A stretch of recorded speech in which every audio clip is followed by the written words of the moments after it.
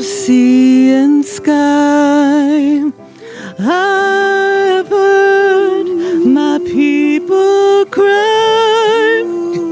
I'm the Lord of sea and sky. I've heard my people cry. I'm the Lord of sea and sky. I've heard my people cry. I'm the Lord of sea and sky. I've heard my people cry. I'm the Lord of sea and sky. I've heard my people cry. I'm the Lord of sea and sky. I've heard my people cry. I'm the Lord of sea and sky. I've heard my people cry. I've heard my people cry. I've heard my people cry. My hand was saved.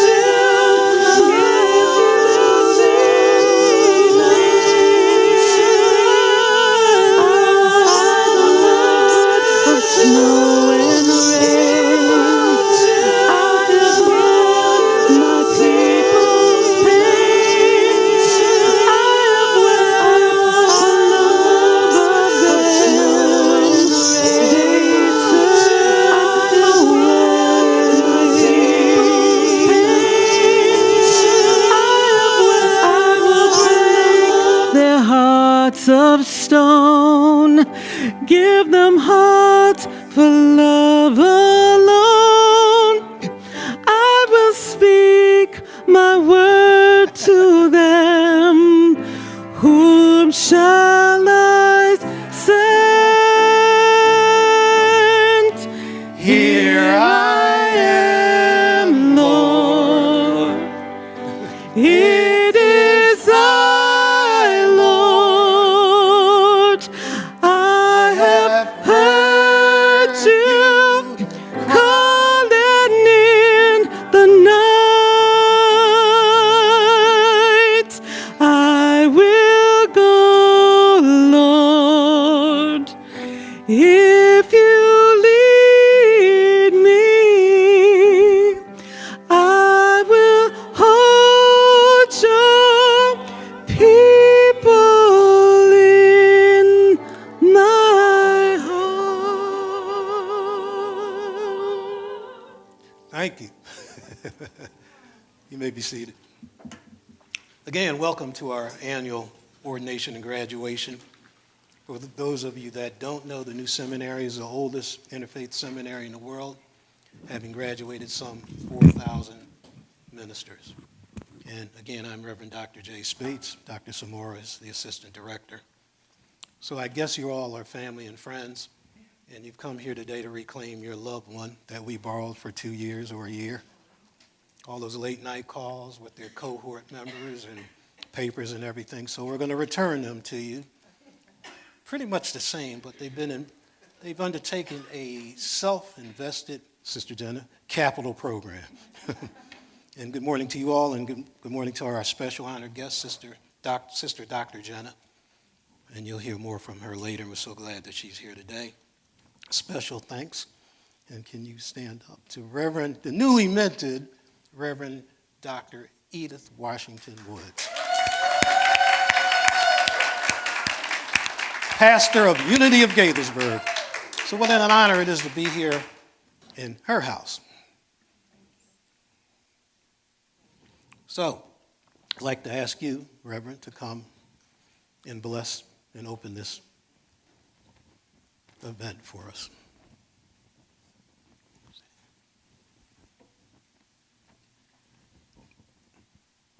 Good morning. Good morning. Well, it's actually no, it is still morning. Okay. Welcome to Unity of Gaithersburg. As you heard Dr. J said, I am Reverend Dr. Edith Washington Woods. And we're going to open even more with a time of prayer. So I want to invite you to gently close your eyes. And if you would rather keep them open, just focus on one spot in the room. For there is no spot where God is not. And allow that presence to be, for it already is here now. And simply bring ourselves into this present moment by gently taking a breath, breathing in together, breathing in, and gently breathing out. And we'll do that 2 more times, breathing in and gently breathing out. And on the last breath, when we have the exhalation, I invite you to blow it out like you're blowing out your birthday cake. Breathing in together, breathing in, and letting it out. For we are here now. We are fully here and present now. And in this beautiful, sacred space that we have created, this is where we pray from. God, that which is beautiful, that which is everywhere, that which is available, that which has so many names. We call their names God of our own being, God of all interfaith communities, God of all those who have no communities, those who don't practice. We know right now that that presence is. And we know that presence is here with us. And we ask that we be blessed, for we are already the blessing. We are already the blessing. And so we see that and acknowledge it throughout this graduation ceremony. May each of us bring our own breath attached to our heart and allowing love to permeate, to vibrate, to radiate in this entire space and online. So we bring all of us here together as we celebrate this day. In this moment, we pray, and so it is. Amen and namaste.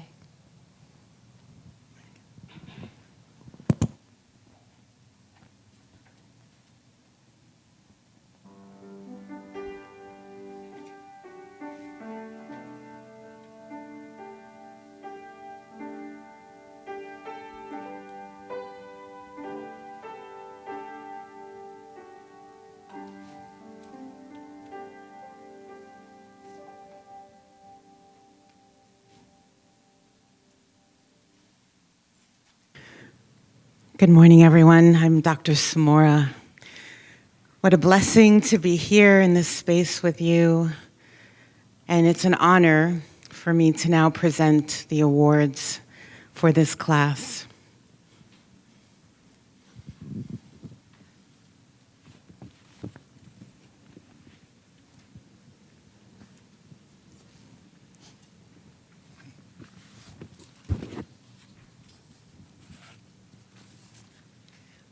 For the first award, we would like to invite our class president of this year, Chris Novelleron.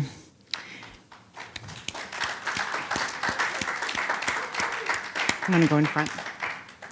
This first award is given by the CEO of the new seminary, founded in 1979, established in 1982, by Rabbi Joseph H. Gelberman and Swami Satchidananda, as well as other luminaries. And Michael B. Festa Leadership Award says that it's for outstanding leadership and service to the new seminary. And with this, we thank you. Here you go.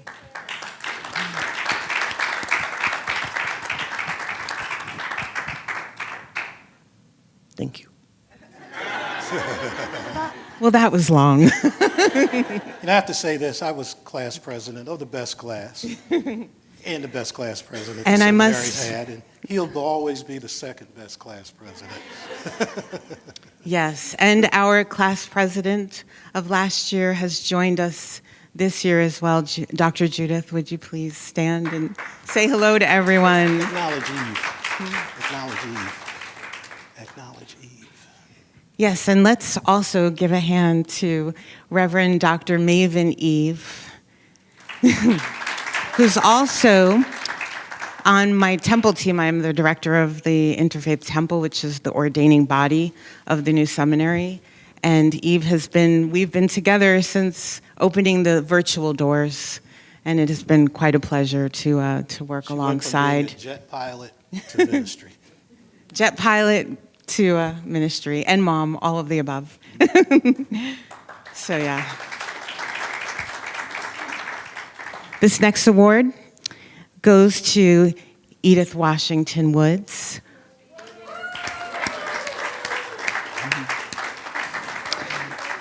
Actually, I'll read it first. Rabbi Gelberman Shining Light Award. One thing we will say is this woman has incredible grit. It has been a challenging time period. Soon as she came into the seminary, many things unexpected happened. And this particular award is about overcoming and facing adversity, as Rabbi Gelberman did, coming over to America from Hungary and establishing the first interfaith. Lost his family over there. And lost his family to the Holocaust, and had the vision that we were all one. So let's hold that memory and hold that legacy. And we thank you, Reverend Dr. Edith Washington Woods.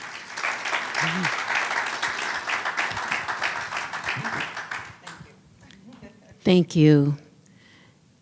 I am reminded of Reverend Dr. Martin Luther King's stance on the beloved community, which is what my dissertation was on.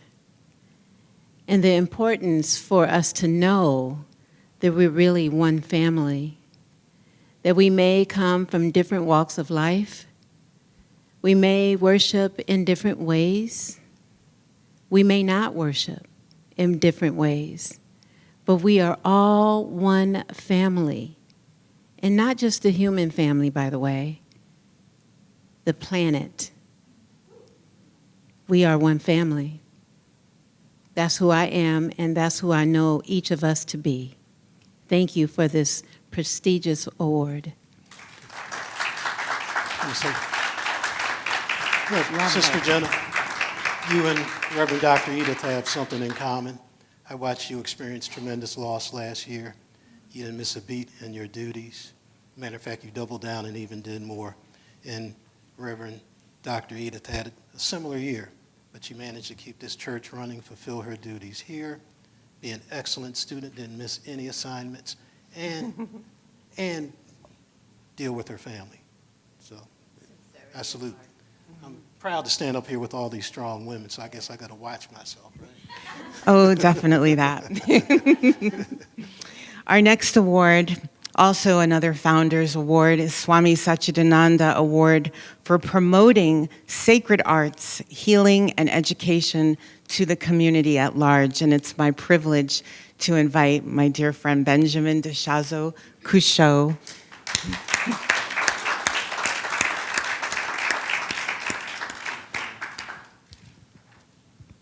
Well, thank you so much. I'm very honored to receive this award. And something that Swami Satchidananda said was, truth is one, paths are many. And so I offer to our graduates, our ordinands, our future graduates and ordinands, and everyone here, that our paths have all been different, and our paths from this place will also diverge. But I truly believe that we have found oneness in that singular truth. And if I could amend the Declaration of Independence, instead of in the pursuit of life, liberty, and happiness, I would offer that as a prayer. May there be life, liberty, and happiness in pursuit of the honest truth.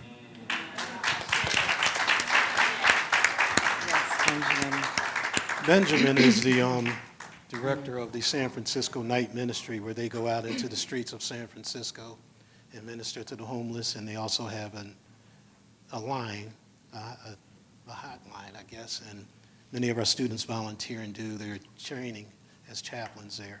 And Benjamin did a call with Amber, one of our students, and she said he's a genius the way he does that. But he does so many things, including music. And he's very educated, very smart, and we've always enjoyed his presence here and hope he stays with us. Thank you.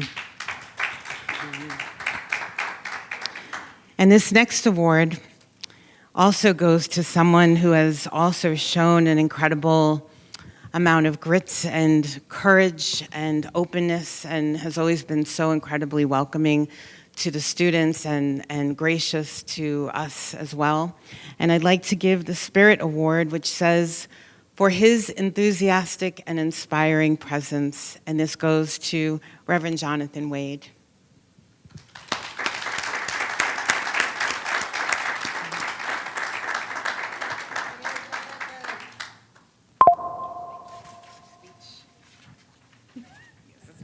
Don't be humble. What? Don't be humble.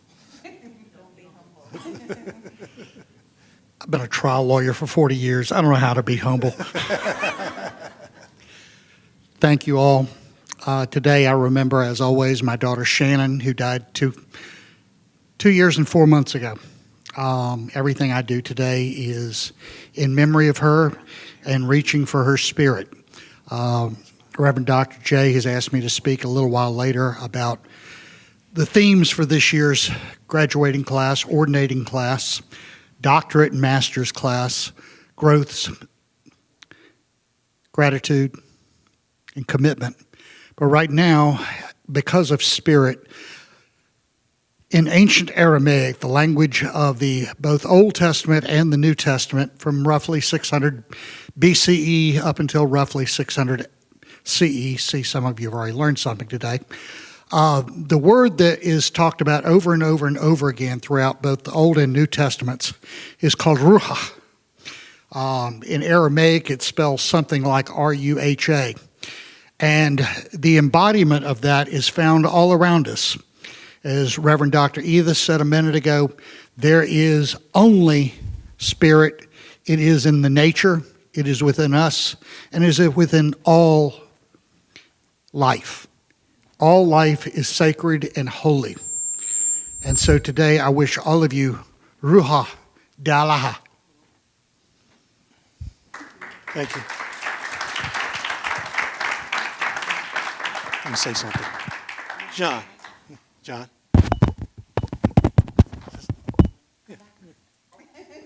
You ran away? The part of your story I wanted you to tell is why you're in ministry.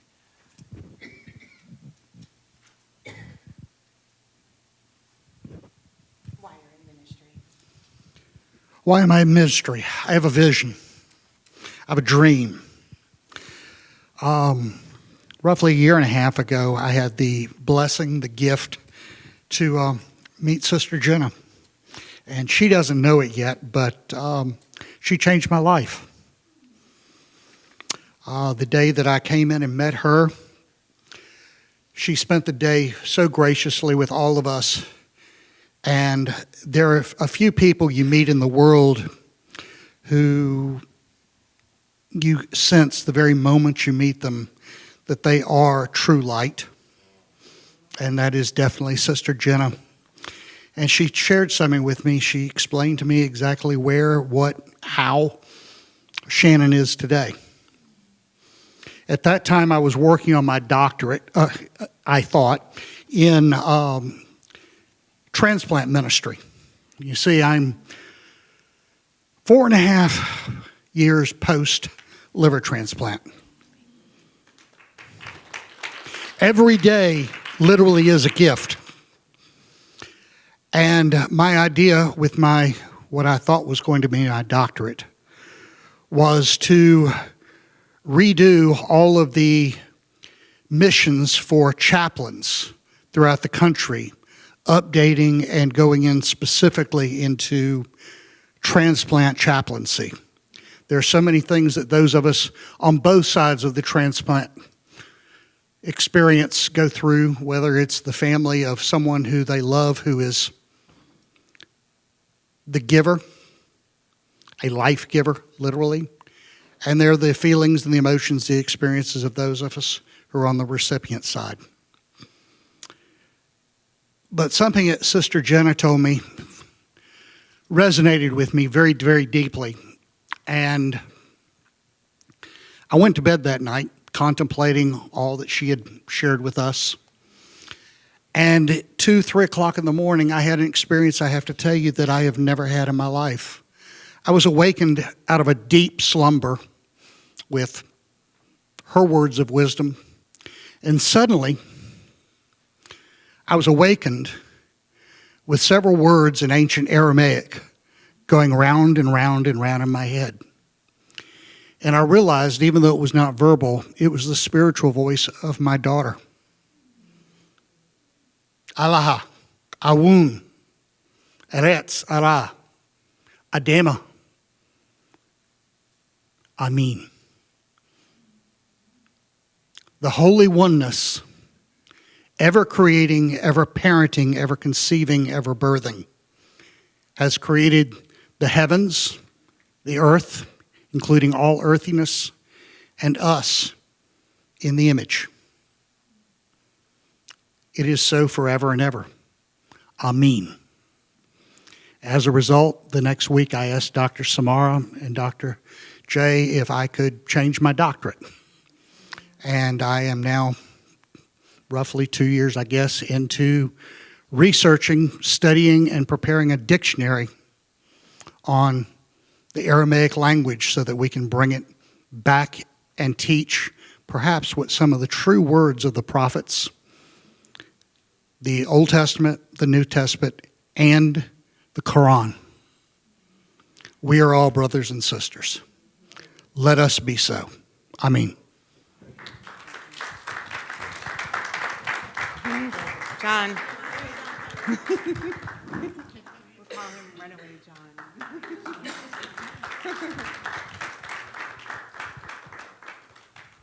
Beautiful. And next, we are so proud of this individual. She graduated and was ordained in 2013 under the leadership of Dr. J, and has truly shown an incredible commitment to the interfaith message that we carry and that we really instill in people. And even recently had to face a challenge of saying, I am an interfaith minister, and they were trying to, say that she had to call herself something else. So it is our privilege truly to invite Reverend Dr. Linda Reinhardt-Nies.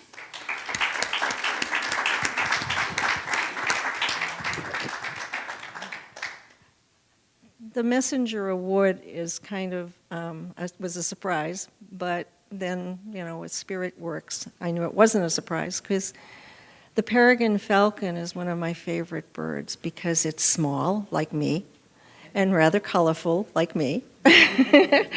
And it's in native culture, the hawks, the peregrines, and the name peregrine means traveler and messenger. And so wherever I travel, wherever I go, whether it's online or out in the world in person, I try to bring the love that we have talked about so much in this class and the blessings of oneness. And so this means so much to me, and I really appreciate it. Thank you. Wait a minute. Hey, before you go, tell them your recent story and the courage that you showed. They must hear that. The committee. Oh. So I had been asked by a congregation to be their pastor. And I said, well, I'd love to, but I'm an interfaith minister, and I'm not sure that the congregational hierarchy would accept me. And they said, oh, no problem, we're gonna do it. So I was told, put in an application, and you know, the COM committee, which COM committee means Committee on Ministry, would review my application and talk to me. So finally, we got the appointment to sit and talk on Zoom, and it seemed to be going okay until one of the members of the committee said, oh, well, the president of our district wants to have me ask this question. And that is, will you humble yourself to stop calling yourself Reverend Dr. Linda until we decide whether or not you will fit into our denomination? And I sat there, thank God I have gotten Spirit down to a pat, because I would have let out with a long string of expletives if I was still in my South Boston mode. Instead, I just sat and prayed, and then I said, this conversation is over. Thank you for your time. I am an interfaith minister. I worked hard to get here. I worked hard to get my doctorate. I am not giving that up.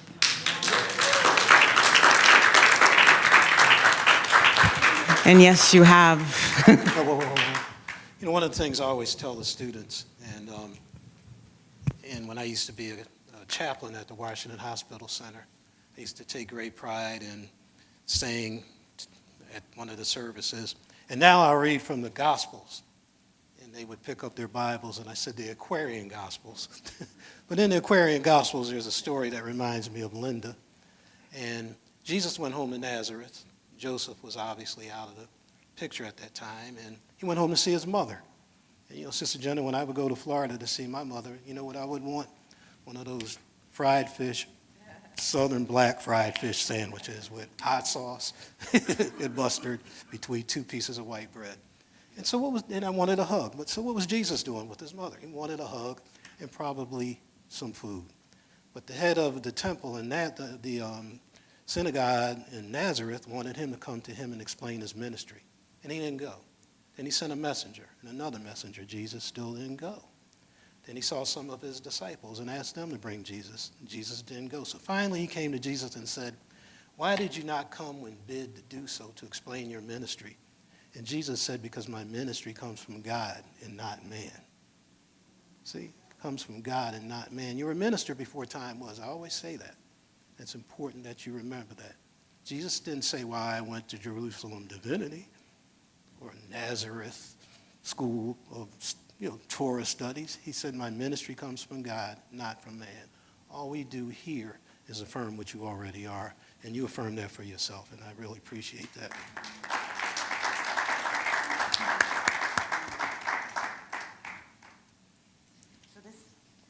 This next award, about 4 years ago, 4 years ago, we started a homiletics contest. And Homiletics really is an opportunity for every student to get a chance to write either a reading that they would do in public, or what we call sermons, or a homily. And what's really wonderful is that a lot of people that have come through had no idea that they were even capable of creating something like this. So Dr. J says to me, "Oh, well, who should we call it? Like, what should we call the award?" I was like, Dr. J. Spates Award. And he got really humble about it. But honestly, he has brought so much knowledge with his brilliant sermons and messages that he's given throughout the years that it's just a perfect match and perfect fit. So this is our fourth award. And also, stand, Dr. Judith. She was the winner last year, Reverend Dr. Judith.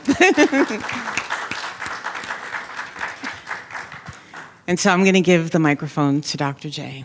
Oh, Go ahead. Lynette, where are you? You got to come up.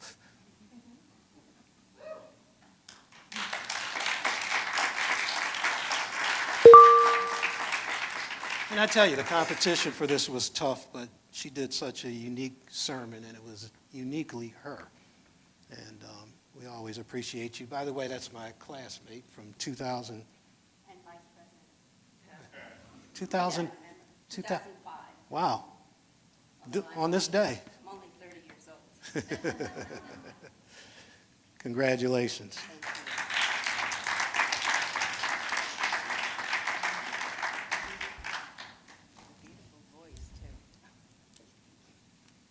So I'm the most unlikely person to receive this because I have never given a sermon in my life, and I undoubtedly never will, although I love to talk and I love to perform.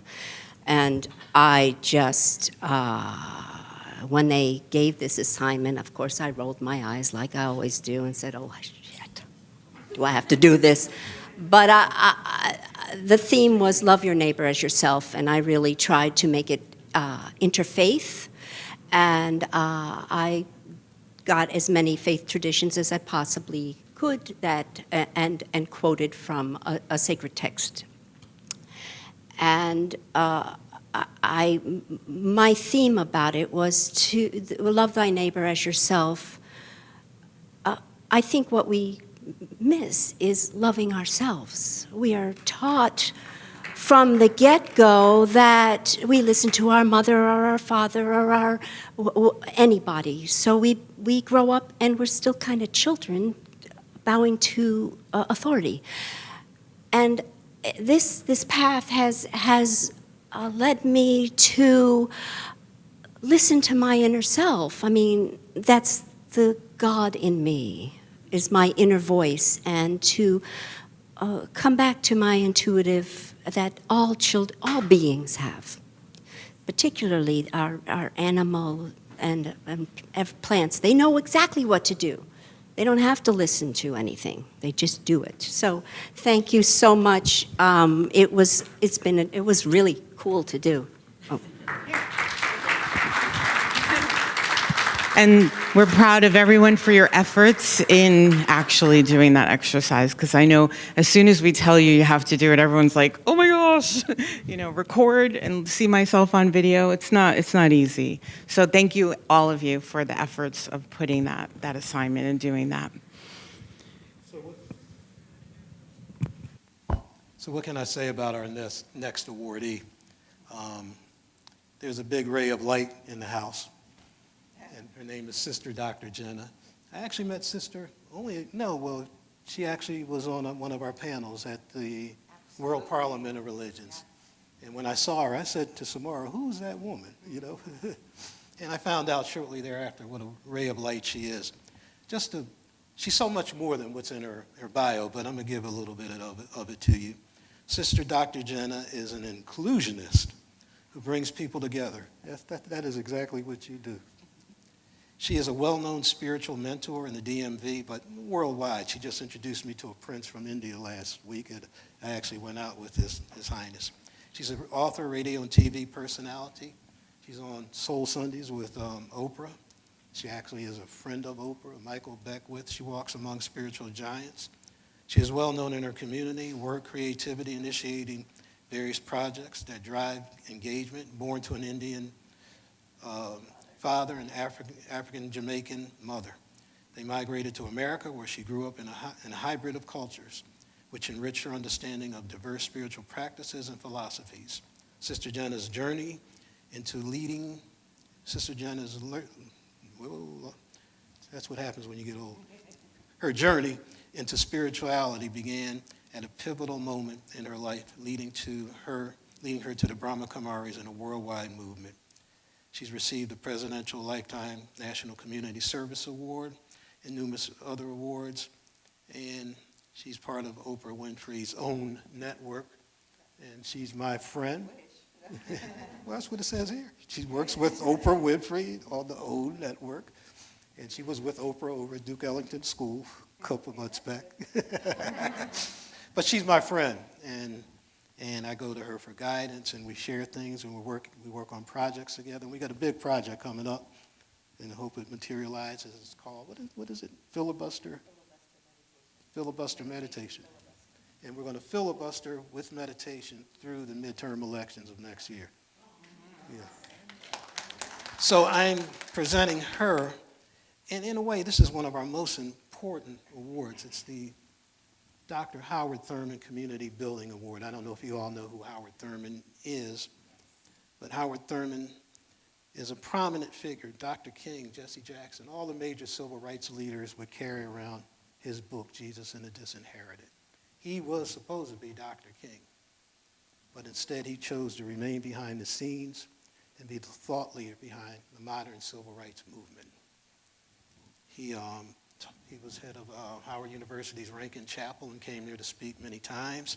I'm sorry I didn't go to see him. I was too busy with Alpha Phi Alpha, drinking wine and eating fried chicken on the yard. But I did miss something. Two of his famous quotes: don't just ask what the world needs, ask what makes you come alive and go do it. Because what the world needs is people who have come alive. And in the stillness of the quiet, if we listen, we can hear the whisper of the heart giving strength to weakness, courage to fear, hope to despair. My daughter Amber's here, and her favorite quote is, I always wanted to be me without making it uncomfortable for you to be you. And that's so, Sister Jenna. So it's with great pride that I present the Dr. Howard Thurman Award to you, my dear friend. Thank you.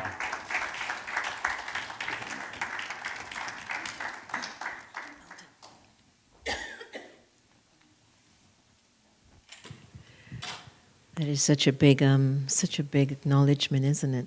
To actually receive something of this caliber.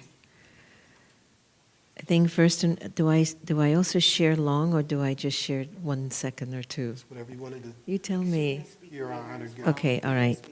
So I just want to take this time to say thank you. I think that the destiny of time, God's love for the soul, but what continues to surprise me is that the soul that's in my body actually received God's love to be in service. Sometimes it's not about, God's energy is definitely spewing love and wisdom to us every day. But my observation has been that sometimes we struggle to receive the love. And I'm just humbled that whatever was written in my cards, that I had the courage or the self-love to receive His love so that I could be used by that divine. So thank you so much to all of you, and I'm just very humbled by it. Thank you. And by the way, I ain't Oprah's best friend or nothing. That's Gail. I used to work on Capitol Hill before I was I just want you to know, I've had the fortune of working on projects with her, and that's as far as it went. The rest is all true. I'll put it here so you'll have it. You got it. So now I'd like to call up the group that I've asked to prepare an interfaith blessing to show you all the different wonderful quotes and readings that can come from all the different major faiths of the world. So please come up as a group and stand in front of.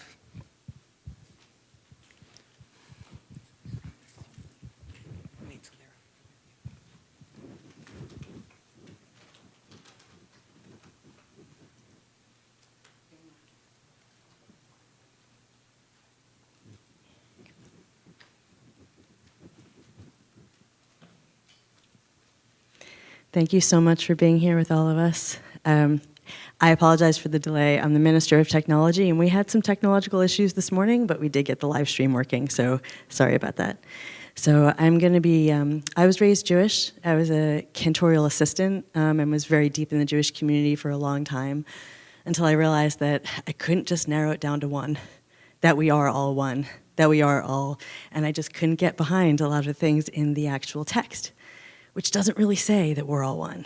So that's what I think that we're all about, is really remembering that we're one human, global, not just human family. Who said it? That it is, we're a world family, we're a global family, we are.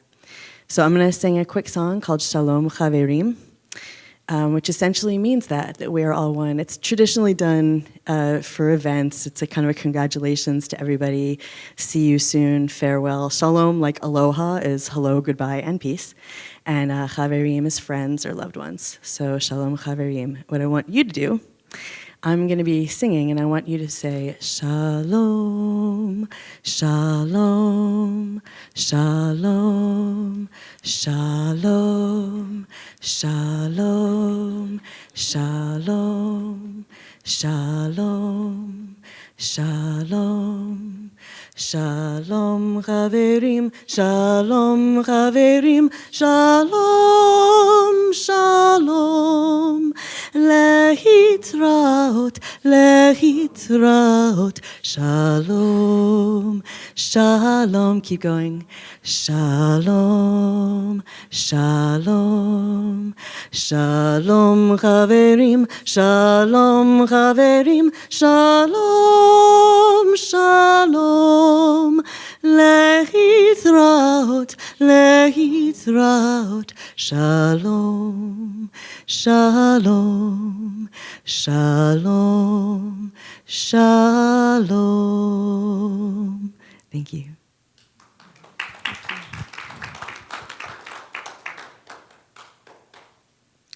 And I'm privileged to share with you from the Christian, not Christian, is that it?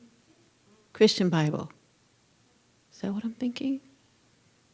Yeah, okay. So I was thinking about the Old Testament, which we call a Hebrew Bible, right, in Jewish.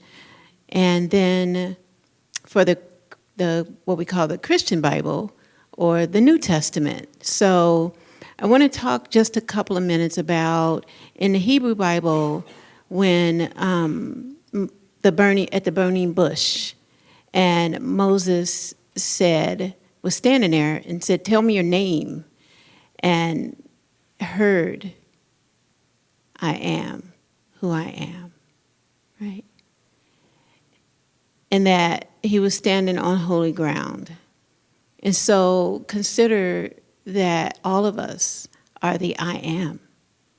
And we're all standing on holy ground, wherever we are.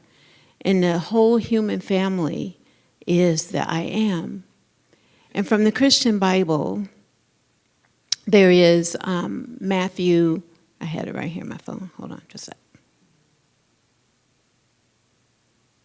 Yeah. Matthew 19:26, where it says, with man this is impossible, but with God all things are possible. That we consider the infinite. That if we are, I am who I say I am, then it brings us into knowing all of us are. And that in the human condition, our human self, we may think it's not. But with God, with that Christ within, the anointed one, as it says in the Hebrew Bible, that everything is possible all the time, no matter what's going on in the world. no matter what's going on in our country, all things are possible because we are. Thank you.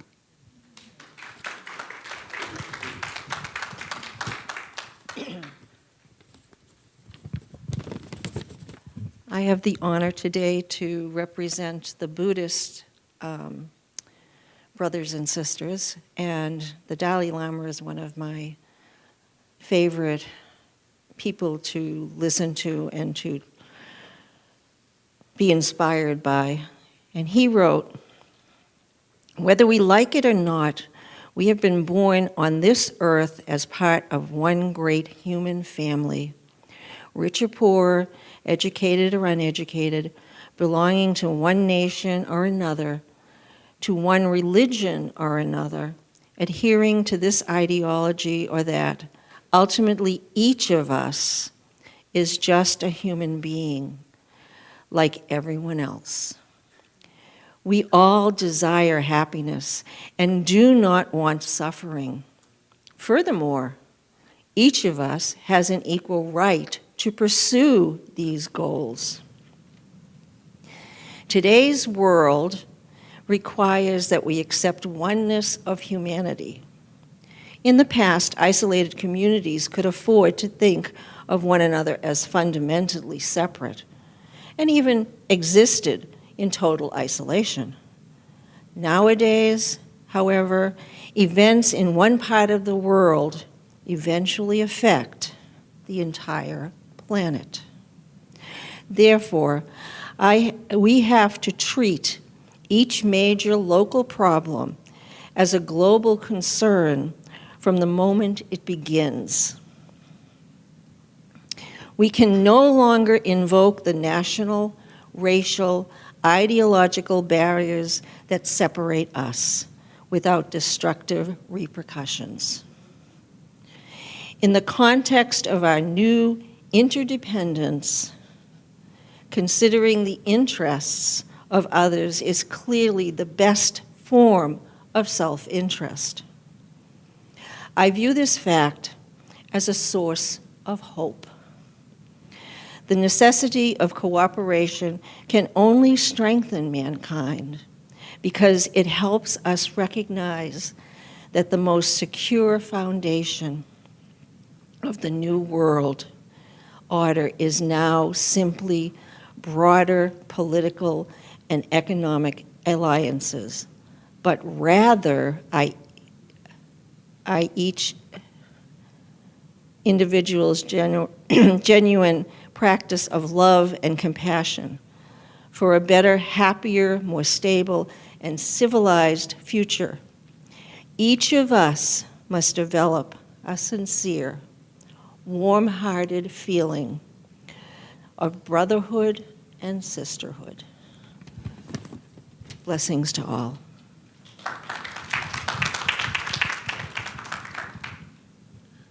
My name is Kerry Kerr, and I'll be sharing with you from the Hindu tradition. Personally, my life, I found that while searching for the way, the truth, and the life, I had intersections with various faiths, Hinduism, Islam, and of course, the many, sects of Christian or Judeo-Christian churches. But today I share with you words from Isha Upanishad, verses 6 and 7, which speaks and says simply, "He who sees all beings in the self, and the self in all beings, never turns away from it. When to a person all beings have become one with his own self, what delusion and what sorrow can there be for him who sees only oneness?" This quote beautifully conveys the essence of oneness. Oneness in the Hindu thought, the realization that the divine self pervades all existence. When a person awakens to this truth, dualities, such as me and you, dissolve, and with them, the roots of sorrow, fear, and separation vanish. May God be with you.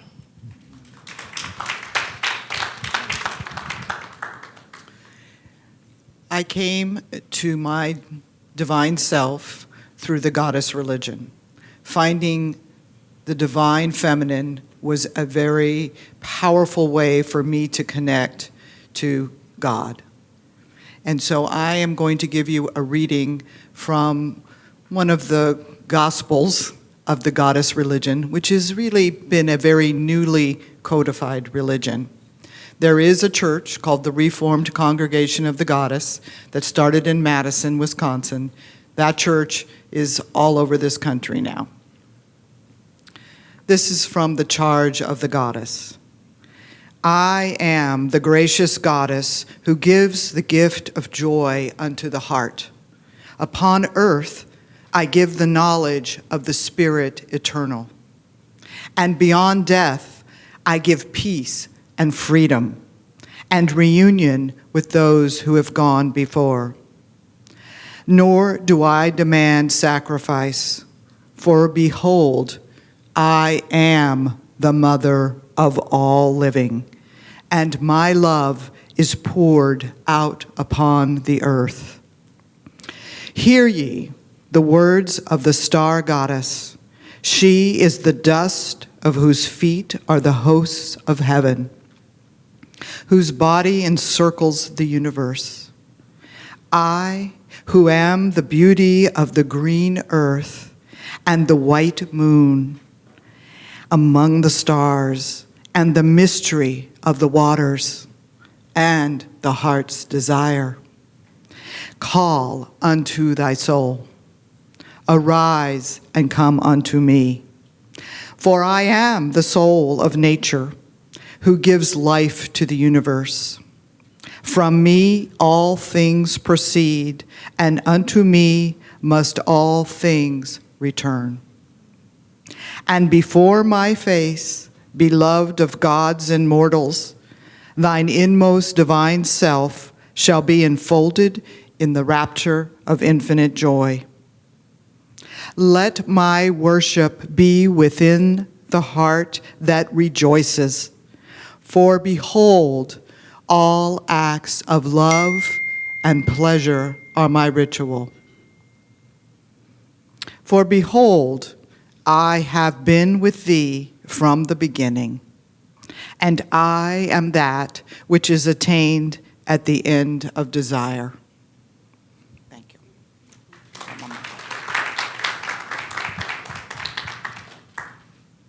Good morning.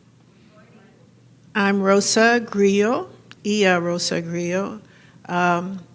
Born and raised Catholic, am still Catholic, but I am also Lukumi, which is a blend of Catholicism and what came across the Middle Passage with the Yoruba into Cuba. My roots are Afro-Cuban.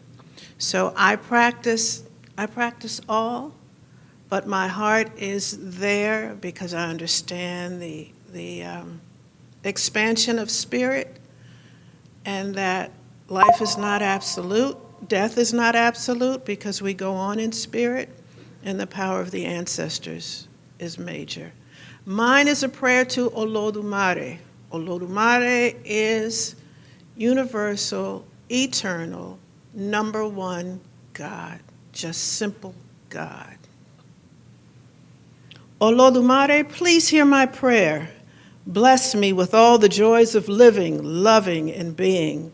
Bless so that all my wants, needs, and desires are manifested in fulfilling and satisfying ways. Olodumare, bless my family and friends. Let this day be full of abundance, praise, and in honor of your divine grace. Let this day honor your divine wisdom, guidance, patience, stillness, and power. Let me be healed in worship. Let me embrace the energy and spirit of love in my mind and spirit. Let it be in alignment with you in every single inch of my being. Let the truth of my being shine through everything I do and reflect the truth of my higher consciousness, which is one of love and service, humility, good character, respect, and honor. Let me honor the divine consciousness of the everlasting source and supply. Let me honor the rich omnipresence of the universe that is all the providing source of infinite prosperity, and that is individualized as the reality of who I am. I pray for all of my ancestors and those that came before me. Spirit moves. I honor my inner being, Ashe, and all the divine energy that is a manifestation of your love and guidance. Olodumare, let there be no sickness. Let there be no loss. Let there be no death or tragedies. Let me have a new understanding of myself and the essence of the divine. Let me be refreshed and renewed in my love for the divine energy that resides within. May this day and all the days to come be a blessing for me and all those who have come to celebrate here with me. Ashe, Ashe, Ashe.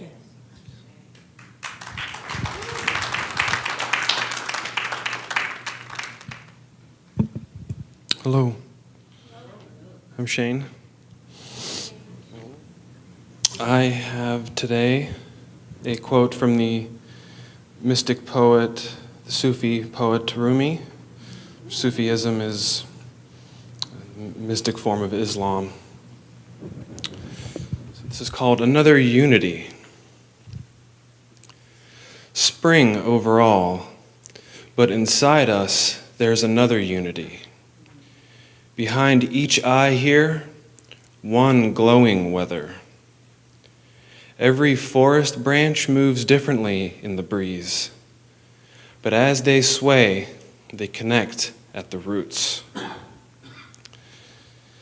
And this poem is glorifying the absolute oneness of the different names of God, of Allah, the Creator, as the being that is the breeze that moves and inspires us. On the surface, our branches may bend in various different ways.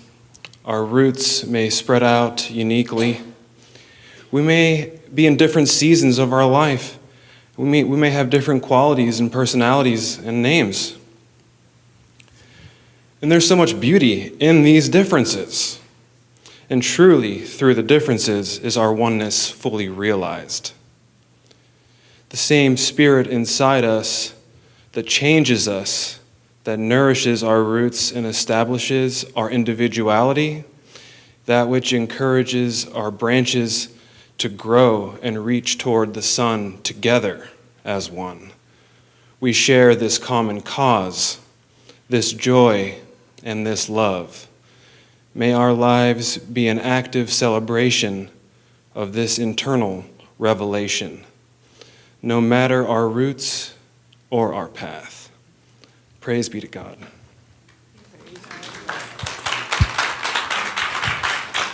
Thank you, everyone. You may be seated.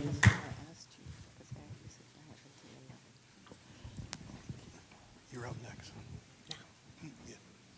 Before they. So now we would like to invite up Sister Dr. Jenna to say an address to our class.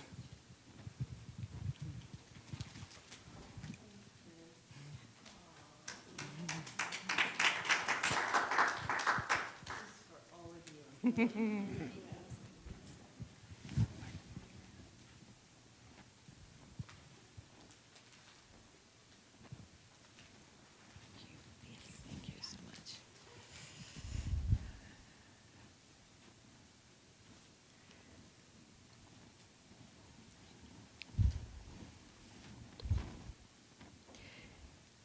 of the reasons why I don't prepare what I have to say is because of this morning. Each person's vibrations, each person's sharing from their heart teaches me something more about who I am and why I am in service. So first and foremost, congratulations, class 2025.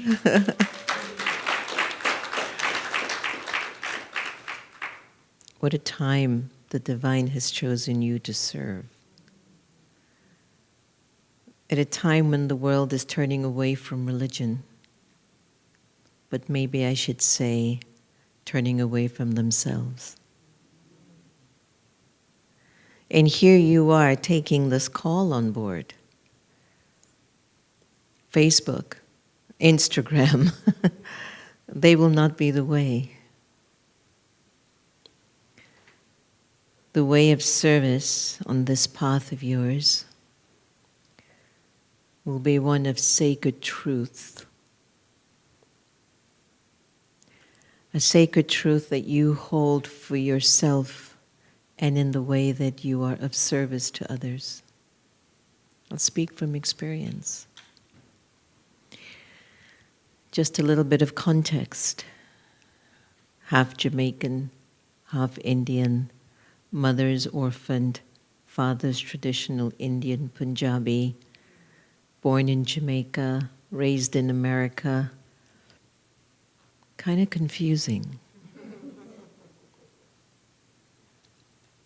But for some reason, it became the foundation of my heart being very unlimited. Because you always have a choice. You can blame people, you can blame your parents, you can blame your life, you can blame your city, you can blame your government, you can blame whatever you want to blame why you're not complete.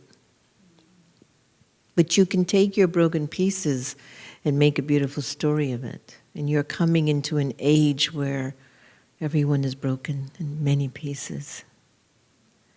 It's going to require a lot of patience on your side. And so as I looked at my father worshiping Hinduism, I look at my mother worshiping Jesus on a cross, from a little girl I used to say, wow, God is an interpretation, huh? That's from a little girl. Because I loved my mom, I loved my dad, I don't think they were bad people. But why was my father coming in from the Hindu temple with his love for Krishna so happy? And my mother would come in from the Roman Catholic Church, Mere culpa, and she was, I go, okay, he's an interpretation. So when I was 16 going on 17, and my parents came into the Brahma Kumaris, I had seen my mother Catholic, Rastafarian, converted into Islam, tried a little bit of a guru until the guru told her to touch his feet. She said, I ain't touching nobody's feet. To Judaism, and you know you can't convert somebody to become a Jew, you just got to be born in. But my mother, so my mother wanted to practice that too. And I watched her go through all these stages because I knew she had no parents, so she must have been looking for a love that she could hold on to. So she comes to the Brahma Kumaris and she sees this light energy. And she tells me, Jen, this is God. I want you to just keep remembering. This is really the God now. This is it. And I waited and I said, yeah, Mom, sure, no problem. I've seen so many interpretations of God from her. This was just going to be another one. And then she had brought the image of the founder of the Brahma Kumaris, Brahma Baba, in the house, and I was like, oh Lord, this man's eyes won't stop looking at me. I can't stand it. And as I'd walk around the house, his eyes has a way of looking at me, like he's checking on me. What are you up to, kid? Nothing you want me to do. So as I'm growing, and I'm getting to you, no discipline as such. In America, you're an immigrant and you're here to live your best life. Work hard, you can get anything you want in this country, which is what I love so much about it. So, business, money, investments are good. Nightclubs are running great. By the time I'm 22, I have 3. Beautiful cars, Mercedes, BMW, Jaguars in my garage. Name brand clothes. Dating the son of a prime minister of a country. I'm good. And I'm going to be better on that level. But while I was in the country, there was a very deep experience of an awakening. And let me try to describe it if I could find the words. I'm minding my business, drinking, smoking, partying, enjoying the life to my fullest capacity. Nothing is wrong with it. And then this light knocks on the door of my mind. It's like it feels like when you come out of the hot sauna or jacuzzi and it's cold and you come out and you get this wave in you, like this chill. And so the energy of God's light starts to kind of tap on my conscience and my consciousness. And I was remembering my mom telling me about this light. She says, Jen, this is it. This is God. Just keep remembering Him. I go, how do I remember a point? How do I remember the light? Jesus remembered the light.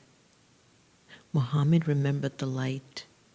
Buddha remembered the light. They all remembered the light. Okay, how did they do it? They experienced it. And once they felt it, they didn't want to let it go. So when I experienced that light, I'm in the height of my great life, wonderful life. I'm good. But when the light comes to you, you can't ignore it. You have to respond, and if you ignore it, I don't think you're very smart. You would be maybe not too smart.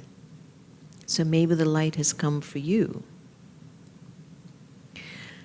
And without really knowing what that light does to you, I will just share in a few words in essence. You're the same person. You see the same body, the same race, the same gender. You look in the mirror, it's physically the same person, but your inner eye isn't the same. Your spirit is not the same. Jonathan was sharing when we met. It's funny because I also remember him. That something shifts in your consciousness when God enters. The divine, Allah, Jehovah, Khuda, Krishna, Lord, Shiva. It's the same energy. The language is just there to give you comfort because that is your culture. That is your language. That's what you believe in. It's not to separate you. It's just to make you feel more comfortable in a language that suits your upbringing. So it enters. I was always a very good businesswoman back in the day. I made good investments. And I know a good investment when I see it. And when the light awakened my life, I knew I had to try this one. There was something powerful about it. I didn't see myself the way I used to see it when my inner eye awoken. I didn't see you the way I used to see you. I didn't see money, my clubs, my possessions the way I used to see them. I now started to see everything as a trustee. I'm only here to take care of them, right? And when your light in you starts to work, you will be that trustee for your flock that you will shepherd over. And you have to remember that. And there will be mornings when you wake up and you don't feel like helping or serving the flock. But when you remember the needs of your people, you will wake up. If you think it is just about you and your church and your garb and your title, you've closed yourself off from the divine. But when you keep remembering that the soul is what God is using to serve, you will always feel empowered.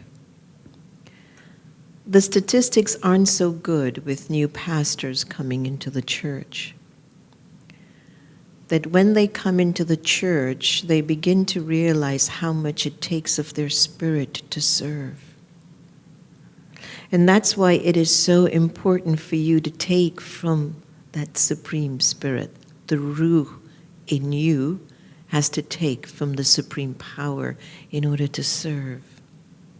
Serve souls. You know, it's not about the dress, the church, the position, the donations. Those are important and you're going to have them. But don't you ever forget, it's about your intimate relationship with Source.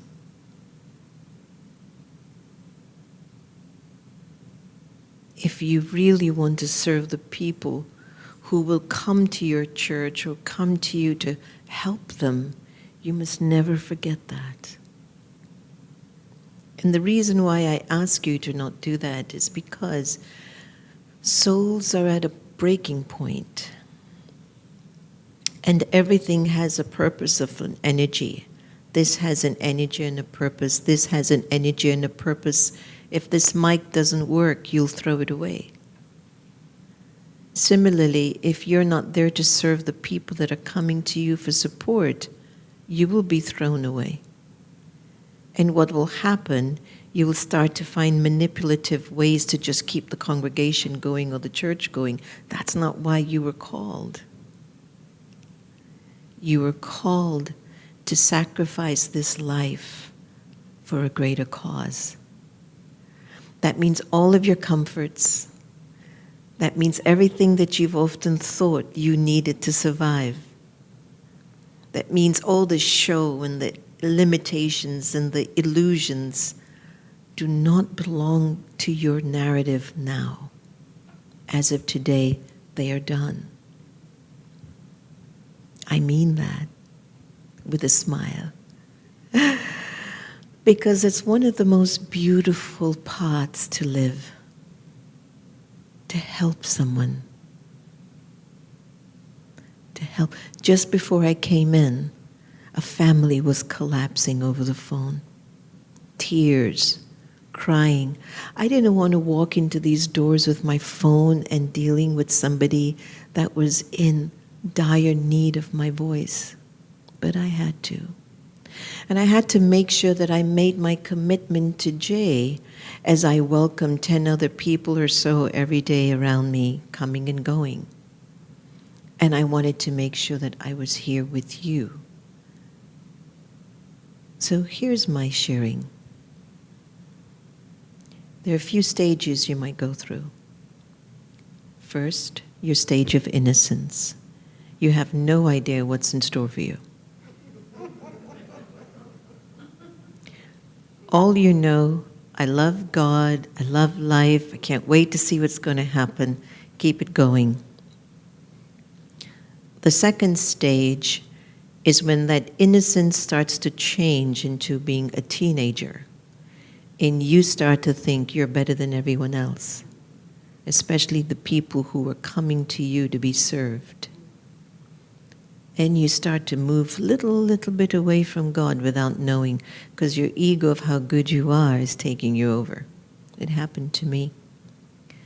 I would teach the students that were coming in Great Neck, and they would fall at my feet, and they would say I was like God to them. And I sat in my prayer room one day, and I'm talking to God, who I call Baba. I says, Baba, I'm not what they think I am. I'm Jenny from the block. And Baba looked at me and said, child, it's okay. I don't need you to be perfect, but promise me you will stay honest with me. And after I got that message from the divine, I will not walk in a room acting like I'm all that. I will walk in a room, I'm here to serve you. Is there anything you need? Can I help you? I look at couples living together and they don't talk to each other with love. It's like with disdain. I spent 20 years with you, I'm tired of you. You've stopped bringing God into your marriage. What happened? Did you get stuck on one weakness of your spouse and you've deleted everything good about them? Why would you do that? In the same way you'll do it with your congregation. Oh, they ain't listening to me. Oh my God, what a bunch of bums. Oh, why did you hear what happened to so-and-so? Oh, Lord. And then you'll forget sometimes, because the teenager's taking you over. No, you think you know better than your parents. And then you start to feel like this is not what I came to seminary for. I didn't come to serve. And then you go deep inside of yourself and you say, Jesus didn't have Facebook. Abraham didn't have Instagram. Muhammad didn't have this and that and this. What did they have? Love for the one above. And at a time where you have so many choices,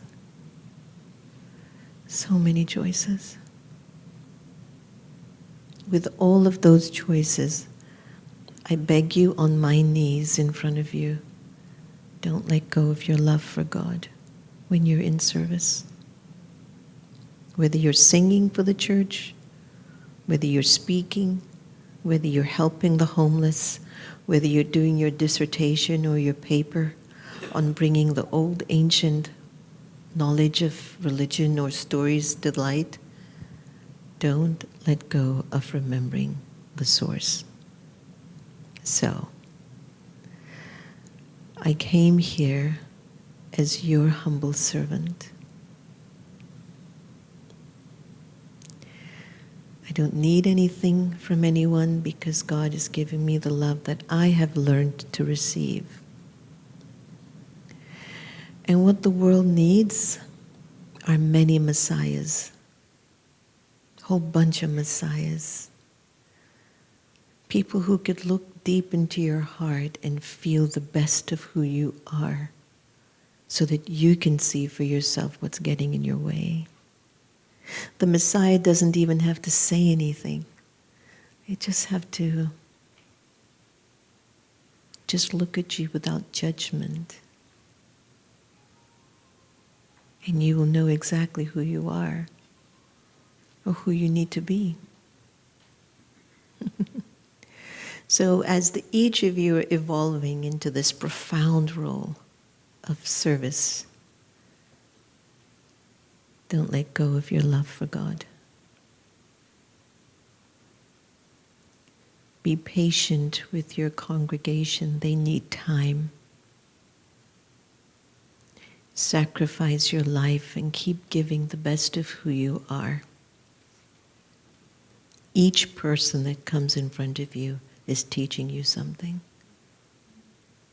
Being humble doesn't mean to bow. Being humble means, can you teach me something? Can you teach me something? I'm sure I don't know it all. And that openness of your heart is what will make you wake up every day with enthusiasm. From nightclub owner to God, I ended up. From going to bed at 6, 7 o'clock in the morning to waking up at 3:30, 4 o'clock every morning. That's when I get up. To be with God, to talk to Him, to see myself, to understand the need of His children, to be open for Him to use me. And then every day, consistently, read your passages in your scriptures. Write your letter to God every day, like my mom did. Every day. Don't miss a day.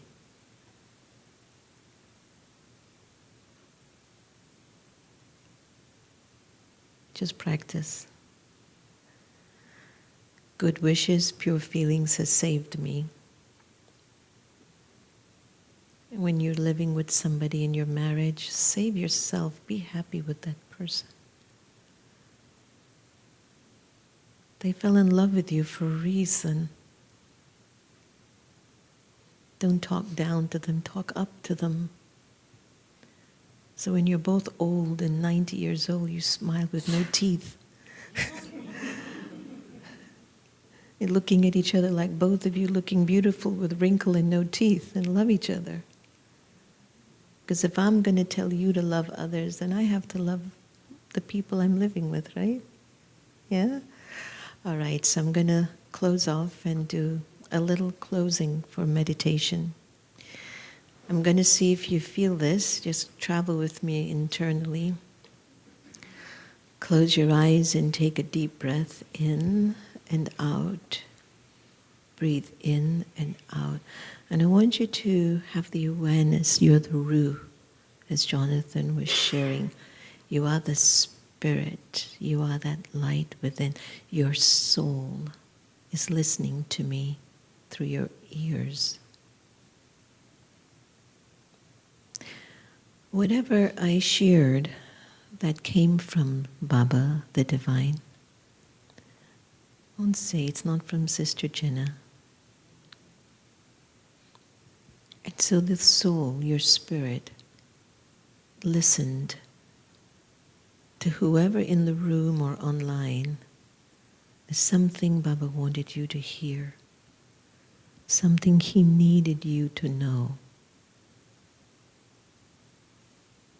And in order to feel God's love and light, break your attachments to your name, your gender, your role, title, nationality, language. You want to feel God, even break your attachment to the body. If you're not attached to these labels, where would the soul go? What would the soul experience? God. And the more you experience God's energy, the more He will use you to be of service. Whether it's in church, at the gas station, in the supermarket, on the streets, the Divine will use you. Take a deep breath in, breathe out. And to the graduating class, send your good wishes to the person next to you with your eyes closed. Don't look at them. From your mind, practice having good wishes and pure feelings for the people around you. Just keep practicing this practice. It'll save your life.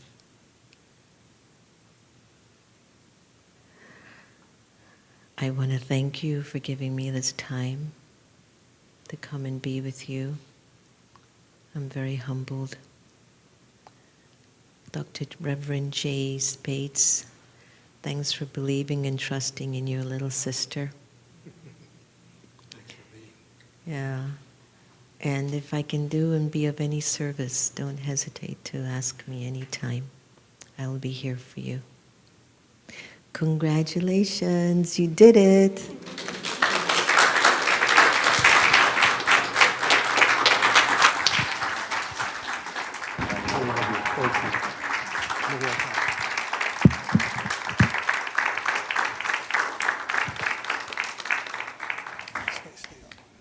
Sister, can we get a picture with you just standing over there with them? Yeah. And I'll walk you out. Go over there.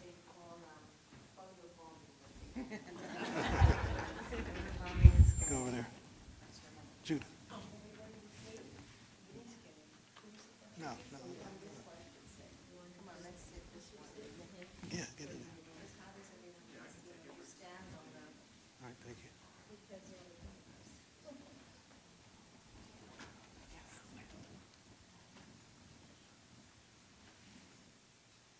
Cheese, come on in.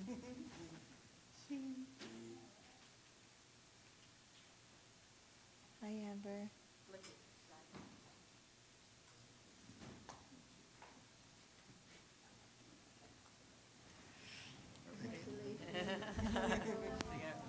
Thank you. Okay, I'm gonna walk her out. Yeah. I'm gonna walk her out. Thank you. I'm gonna ask some more.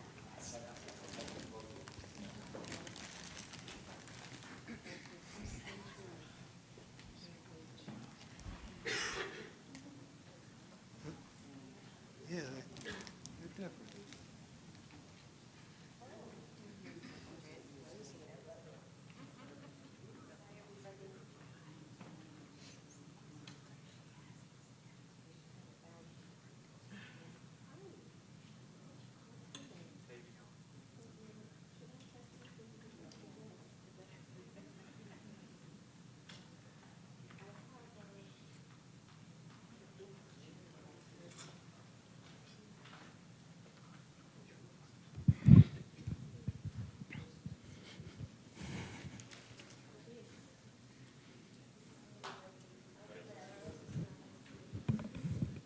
Hello. Thank you, Sister Dr. Jenna, for everything.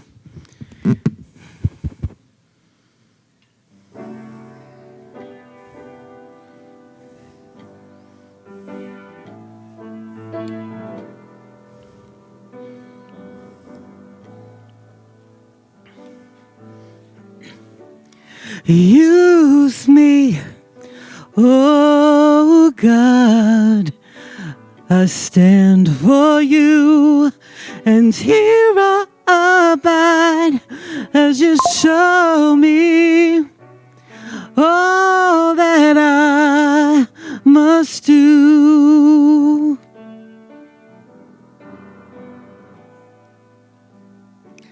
I used to think God was the sun, God is the sun, and God's so much more than the earth or the stars and all of creation. God is creator, all in all, needing us to shine its light as me, as you, so use me. Oh God, I stand for you, and here I'll abide as you show me all that I must do.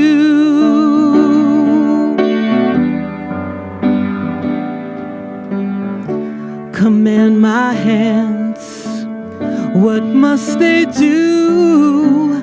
Command my life, it's here for you. Oh God, is the love that heals all creation. God is creator, makes all things new. God needs us to shine its light as me.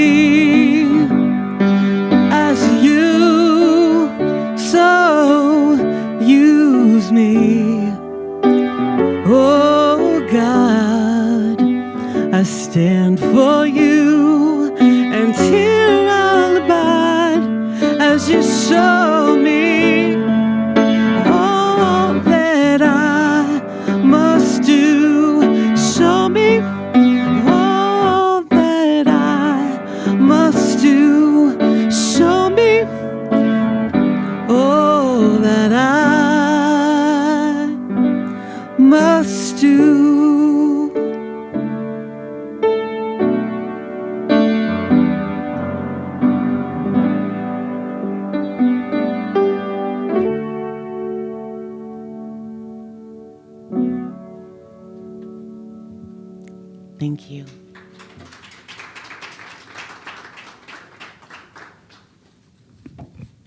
So next, I would like to present, just have you stand, my spiritual coaching certificate awardees. You just stand, please.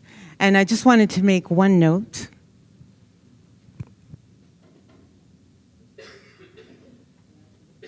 Hello. Yes, I just wanted to make one note that two of the students that I actually graduated with in 2008 are also have returned and come back to the program. So I'd just like to introduce Reverend Dana Mark and Reverend Sheila Lynch. Just wave to everybody. So my spiritual coaching graduates are Sheila Lynch, Chris Novelleron, Dana Mark, Linda Reinhardt niece, and Sonia Taransky, who is not present at this time. So please give them a round of applause.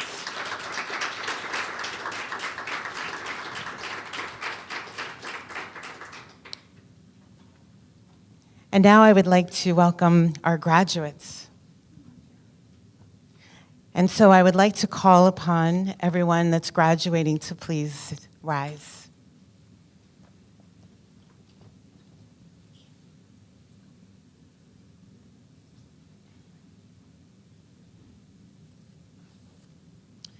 Our first graduate of Masters is Master of Theological Studies, Benjamin DeShazo Couchot.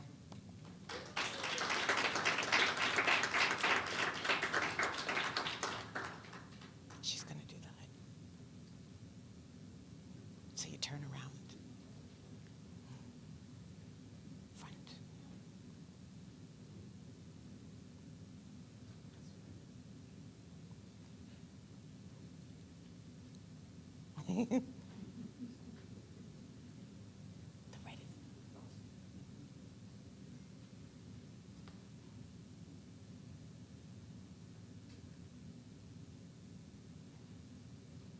Congratulations.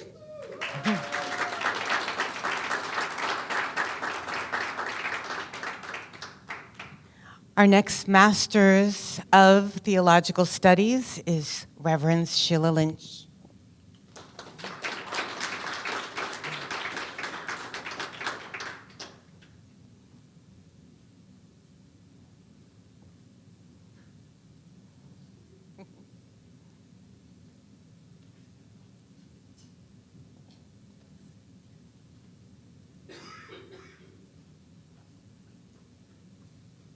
Congratulations. Thank you.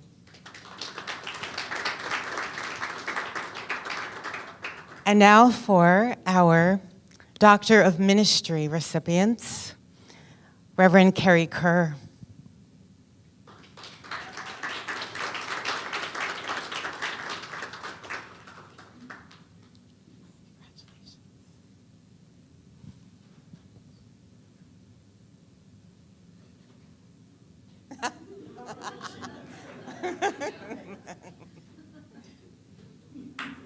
Wait, get a picture. Wait. Congratulations. And then our next recipient of Doctor of Ministry is Janet K. Love, Reverend Janet K. Love.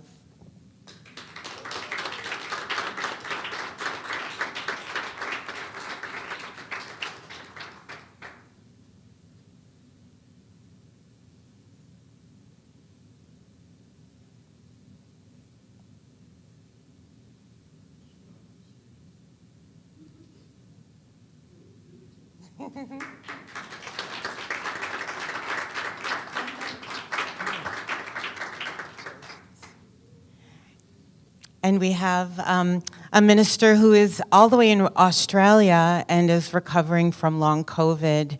So I'd like to mention Reverend Brooks McTavish. Congratulations.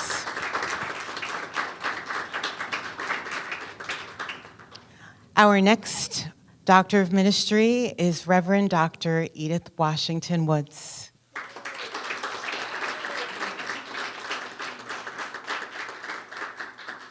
Congratulations.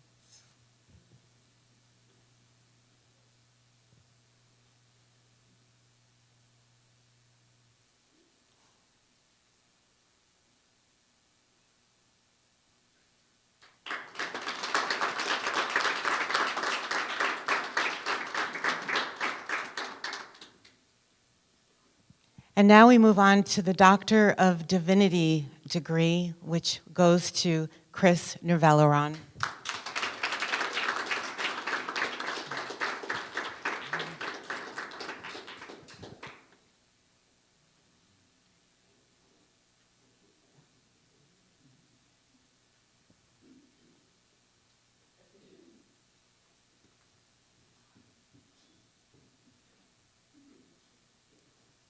Congratulations. And now we move on to the Doctor of Spiritual Wellness. Goes to Reverend Genevieve Sprinkle.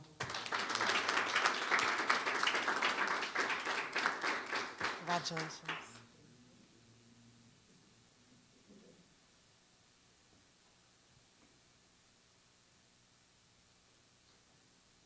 Congratulations.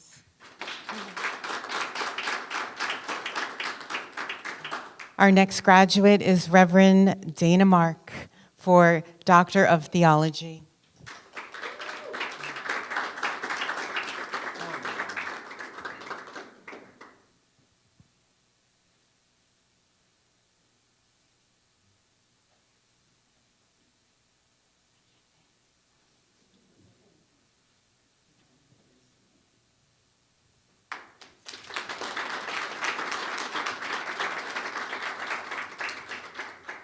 And next for Doctor of Theology is Linda Reinhardt-Neese.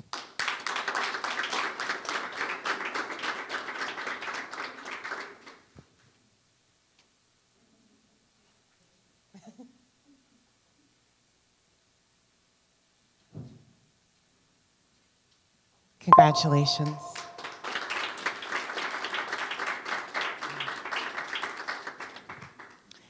And next up and last is Doctor of Spiritual Arts, goes to Reverend Lynette Mining.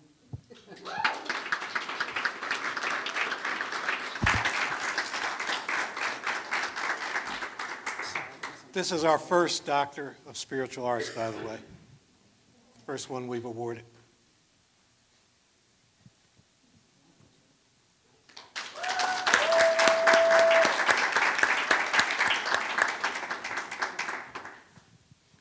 And now I'd like to call up Reverend Doctor, or are you Reverend Doctor yet? Yes, you are. You're a PhD. Benjamin Couchot, to please share a reading.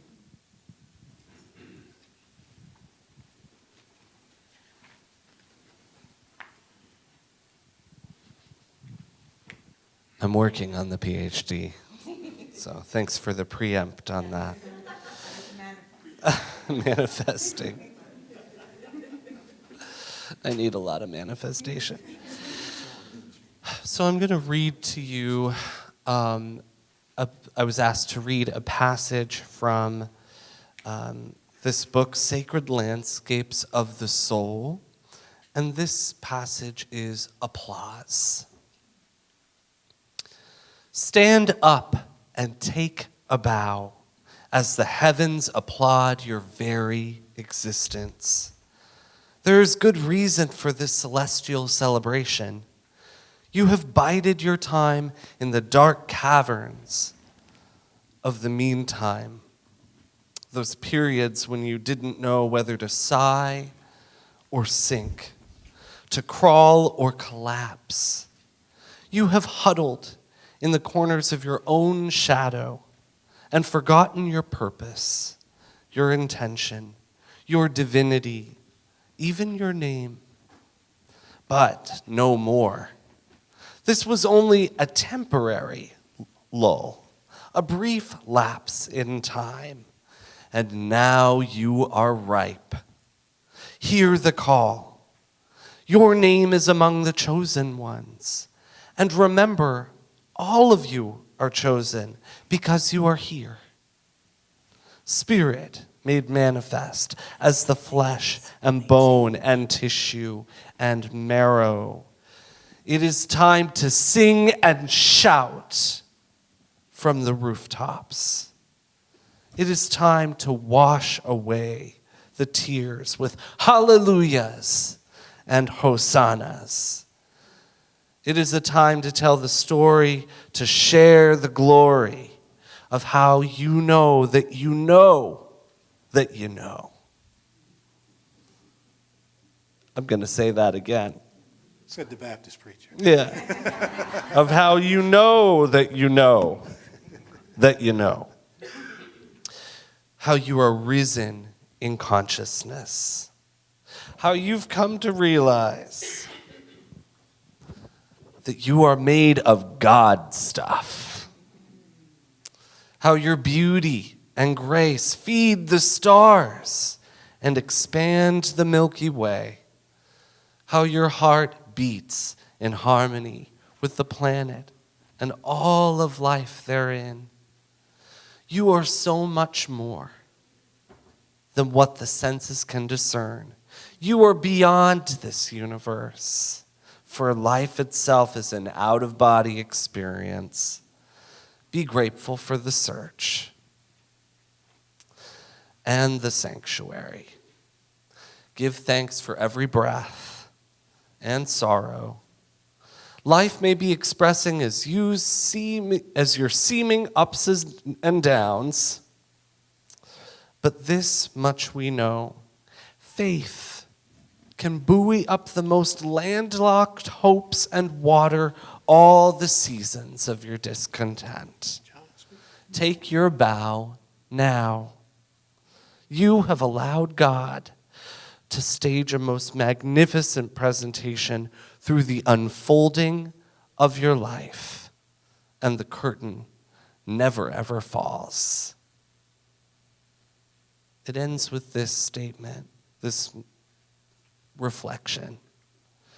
The universe celebrates all of who I am when I honor the Spirit within me. Let's say that together. This is a repeat after me prayer. The universe celebrates all of who I am when I honor the Spirit within me. Amen.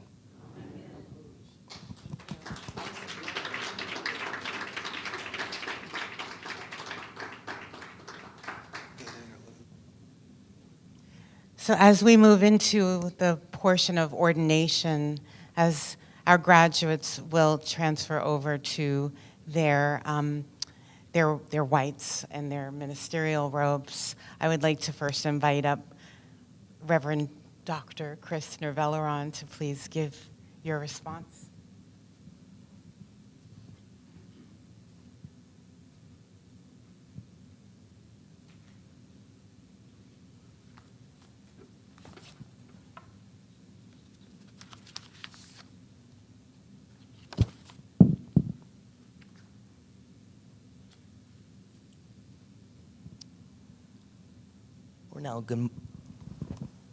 We're now good afternoon rather than good morning. I would like to welcome everyone here, my class, my family, the alums, the faculty, and everyone else. This has been quite a journey for us as a class and as individuals. As a class, our coming together as a community was important to us. In our first reflections, each of us spoke about what we wanted this journey to be. And our resounding theme was to be a part of like-minded individuals that would motivate us to grow in spirit, the divine, source, God, creator. I can say that each of you has done that for me. My hope is that I've done the same for you. Our theme centered on 3 pillars: commitment, growth, and gratitude. And as we reflect on these words, I pull a page from one of my fellow student-based colleagues, Reverend Dr. Linda Reinhardt-Nies. Her desire to seek out the etymology, I hope I said that correct, of the words and their original origin and meaning had us go through the year contemplating well-known words and the different ways of expression. So in keeping with that tradition, let's look at our theme words. Commitment. It originates from Latin and is defined as to unite, connect, and combine. I believe as student base, we can acknowledge our connection and our desire to unite as a group. Growth originates from the Old English, Old Norse, and is defined as a process of growing. I think we all can agree that this year's journey has been a process of evolution or growing. Gratitude originates from a medieval Latin, Middle English, or Anglo-French, and is defined as thankful and pleasing. And as we are all grateful for the opportunity to come together as a community and learn from one another in ways that are not possible in traditional schoolhouses, we have been afforded an opportunity to express our knowledge, ministry, and the Spirit, the divine source, God, Creator, and the connection in ways that most traditional seminaries would frown upon. This journey we have been on has taken many twists and turns, some spiraling upward and some spiraling downward. Yet, we remain committed to our growth as spiritual beings, always giving thanks to the Spirit, the Source, the Divine, the Creator, for the opportunities that He, she, it has provided us.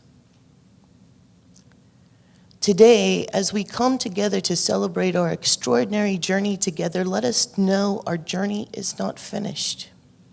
For now, we must remain steadfast in our commitment to one another, being the support each of us need, being the counsel in trying times, being the cheering crowd in the joyous times, and being the shoulder in the times of tears. We need to nurture our growth through continued community. And more importantly, we must do all of this with a sense of gratitude to our Spirit, the divine source, God, and Creator, for bringing us together in our journey. My fellow students, I know we come from an eclectic background of faith traditions. And through this journey, we have seen the ways we can create pathways to unity for all humankind. We have learned to look beyond differences to see, feel, experience the similarities of each of those faith traditions. And while we may retreat back to those eclectic backgrounds, the bond we share as interfaith ministers on a mission is so strong and so deep. Today, we have 8 doctoral graduates. I know that there is the one in Australia. The 8 of us journeyed together. And I'd like to acknowledge and thank each of you individually for what you contributed to this pathway. Reverend Dr. K. Love, thank you for opening my senses to the numerous ways individual souls are forgotten dismissed, marginalized within the very programs designed to assist them. I appreciate your knowledge, experience, and voice in this manner. Reverend Dr. Carrie Kerr, we joined at the same time. We were not quite sure what we got embarked upon. Thank you for the journey and journeying the entire way with me with a silent voice of strength behind me. Reverend Dr. Linda Reinhardt Niece, words cannot express my gratitude for the inner being you have graciously shared with me. Your steadfastness and grace, your words of wisdom and constant light have sustained me through this year. Thank you. Reverend Lynette Bleck Ta Me Neg. I hope I got that right. Your ability to keep it real brought the humor into places I normally remain serious. In you, I could hear my own father's voice, cracking jokes, trying to make me laugh or smile when all I wanted to do was yell. Thank you for your ability to humanize the complexity of the circumstances. Thank you for making me laugh when I so badly wanted to cry. Reverend Dr. Genevieve Sprinkle, you are the epitome of serene. If I ever wanted to emulate someone's ability to be presence of balance, I would want to emulate you. I have learned so much about yin-yang concepts from you and still feel as though I have so much more to learn. I want to thank you for the example you are to me and to our fellow students. Thank you. Reverend Dana Torres Mark, my bubbly, positive friend.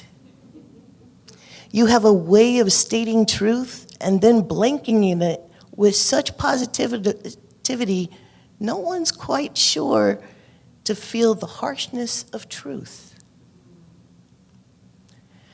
I have such to learn more from you to be able to speak truth in this manner. Thank you. Reverend Dr. Edith Washington Woods, you are such an authentic blessing. The depth of your experiences, the cadence with which you live your life, your self-expression and humbleness are all things I aspire to be one day. Thank you for being an authentic blessing to me. And then we had our master's graduates. Reverend Ben Dashudo, Dashashu, Crucial? Thank you. I'm so terrible with pronunciation.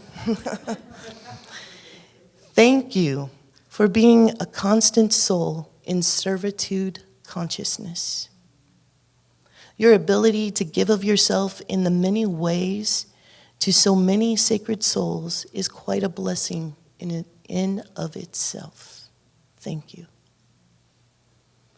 Reverend Sheila Lynch, your depth of connection with the Spirit is one I can only hope to achieve one day. Your grace and compassion in sharing Spirit's messages are such a blessing for everyone in receipt. Thank you for being that connected soul so many others may benefit from. Thank you, class of 2025, for your commitment, growth, and gratitude that made this journey possible. Every moment we spent together was a great time that we can treasure and keep part for more happy memories, including the misunderstandings and conflicts that made our friendship stronger when we overcame them. This is equally a special day, of course, for those who have supported us through this journey in our respective communities, our spouses, our children, our siblings, and our other family members, our individual spiritual communities, friends who all supported us in making this day possible. Let us not forget, of course, or maybe we want to, our professors, our dedicated staff. We thank you. I want to take this opportunity to thank all of you who became a part of our journey. To my fellow graduates, this is it. Our long awaiting has come. We are now going to the new chapter of our new lives. We are now getting out of our comfort zones to face the real life outside of our little community. There are many challenges that we will encounter in our ministries and lives. Sometimes we will feel that we want to give up because of the heavy burdens. Know this, my beloved community of graduates, you are not alone. We are all but one direct message away. We can help pull each other up. We can help be the shoulder to cry on. And we can be that cheering squad when we have overcome. For together we are the beloved community. Ministers ministering not only to others, but also to ourselves and each other. Thank you, and God bless.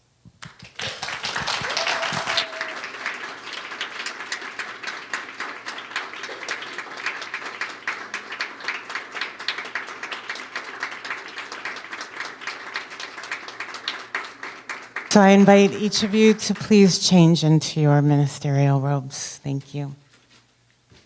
If anyone needs to take a quick restroom break, this would be the perfect time. We're almost through our program.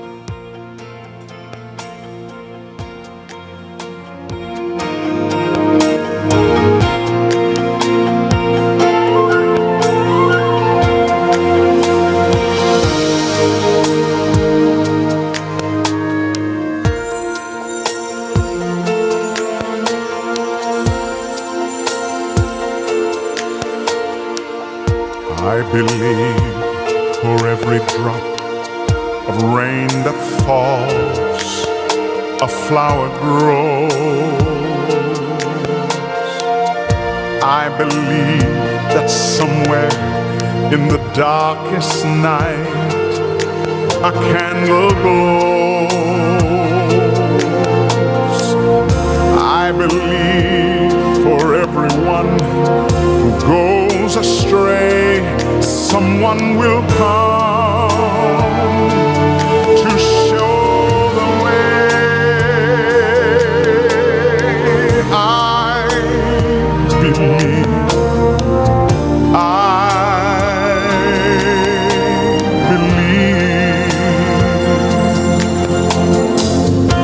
I believe above the storm, the smallest prayer will still be heard. I believe that someone in that great somewhere hears every word.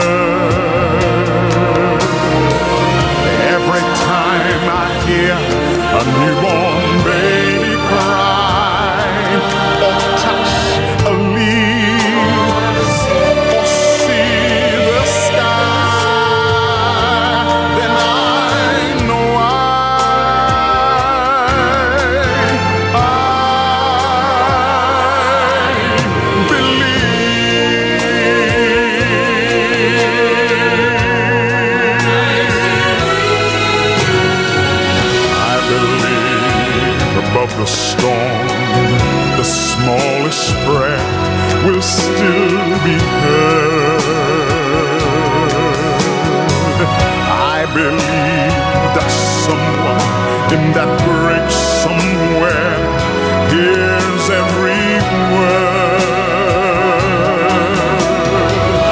Every time I hear a newborn baby cry or touch a leaf or see the sky, then I know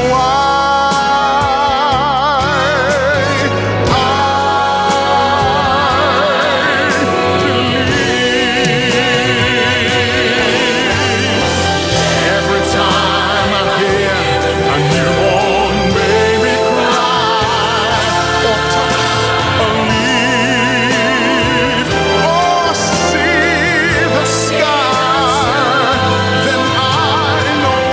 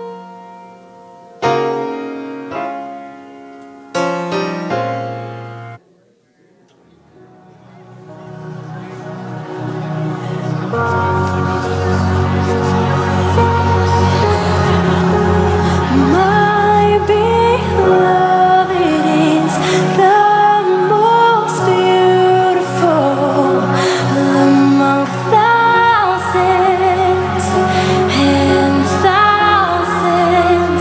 My beloved is the most beautiful among thousands and thousands. My beloved is the most beautiful. All right, so let's all find our places so that we can get to the actual reception. Hello? My beloved We're is live the streaming. most beautiful among thousands and thousands. We're live streaming.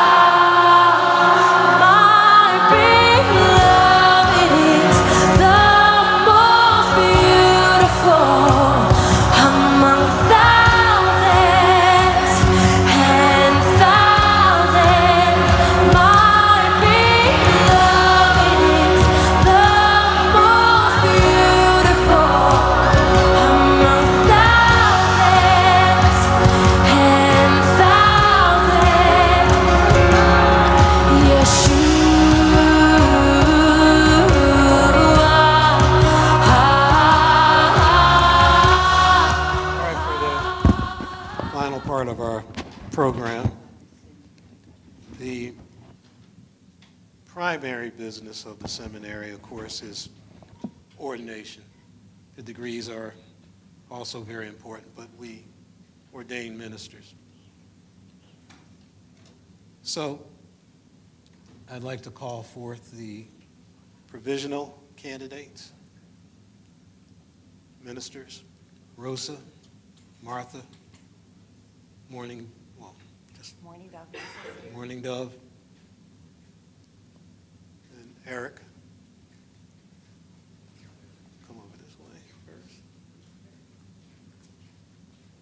A little closer. So and then provisional ministers are those taking their first year vows. And we don't make everybody provisional. I think you have to demonstrate something. And then we have to have our ordinands for this year, Benjamin and Chris.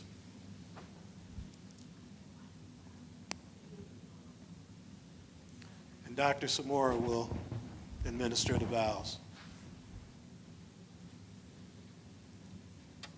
That's a special thing, and I let her do this because it's kind of like when you're a little kid, you sit at a little table during Thanksgiving, so when you step up to the big table, you could administer the vows. You have to be out here in front of them. Please bow your heads. Please repeat after me. I promise to minister to all those who seek my counsel, help, and guidance, regardless of race, age, gender, religious affiliation, ethnic background, or sexual orientation. I promise to continue to deepen in my spiritual path and practice, and that the service I offer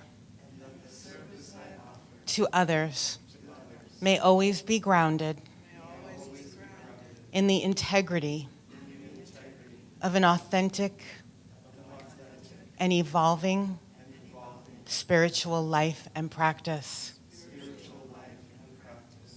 I promise to abide by the code of ethics of the faculty, students, and graduates of the new seminary.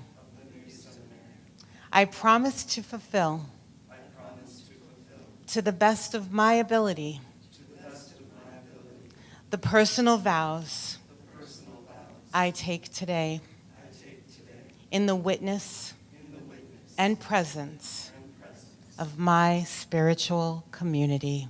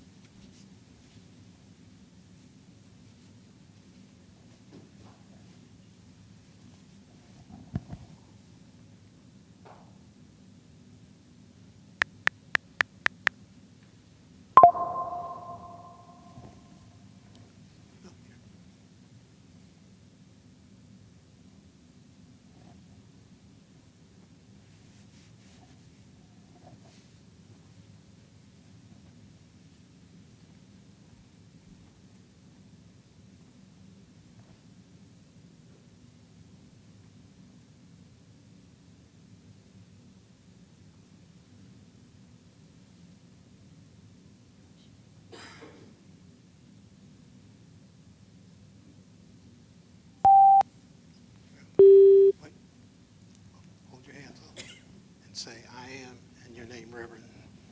I am Reverend Dr. Chris Novella.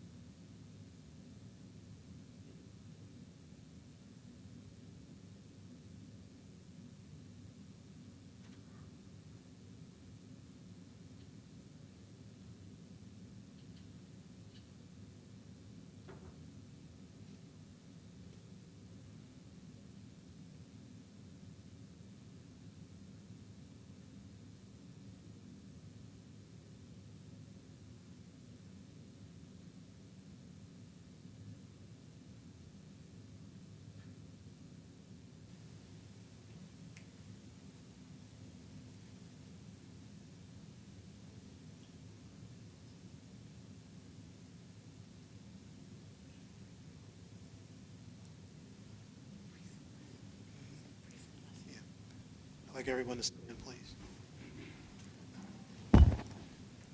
About 3 years ago, I asked Reverend Samara to take the priestly blessing from the ancient Hebrew book. And what are the words? May the Lord bless you. Yes, may the Lord bless you and keep you, and his face smile upon you. And she's a singer, as you witnessed. And I didn't know what she was going to come back with. And so this is now how we bless our ministers. And it is a priestly blessing sung by her and her daughter. So I would like for everyone to put their hands up and just pray through your hands to them and ask God to bless them and to keep them and to hold them in his mind and heart so they may go forward and serve.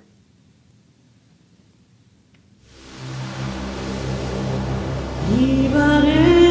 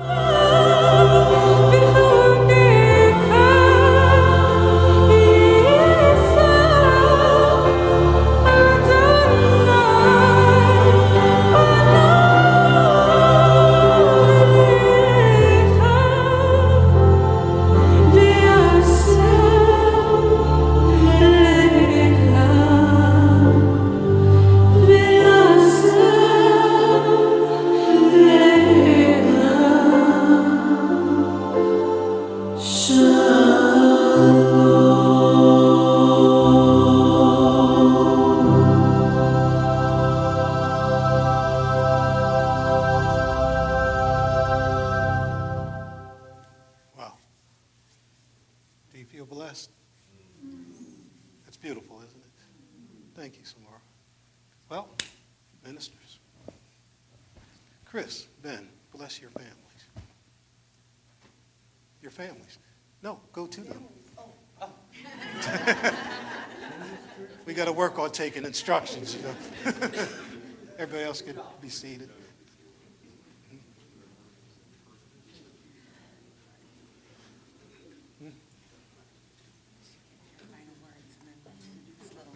Yeah, you already told me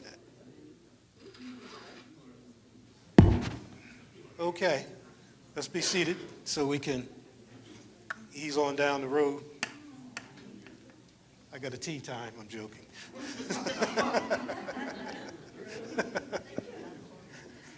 So, a few final words here. And can you be seated, please?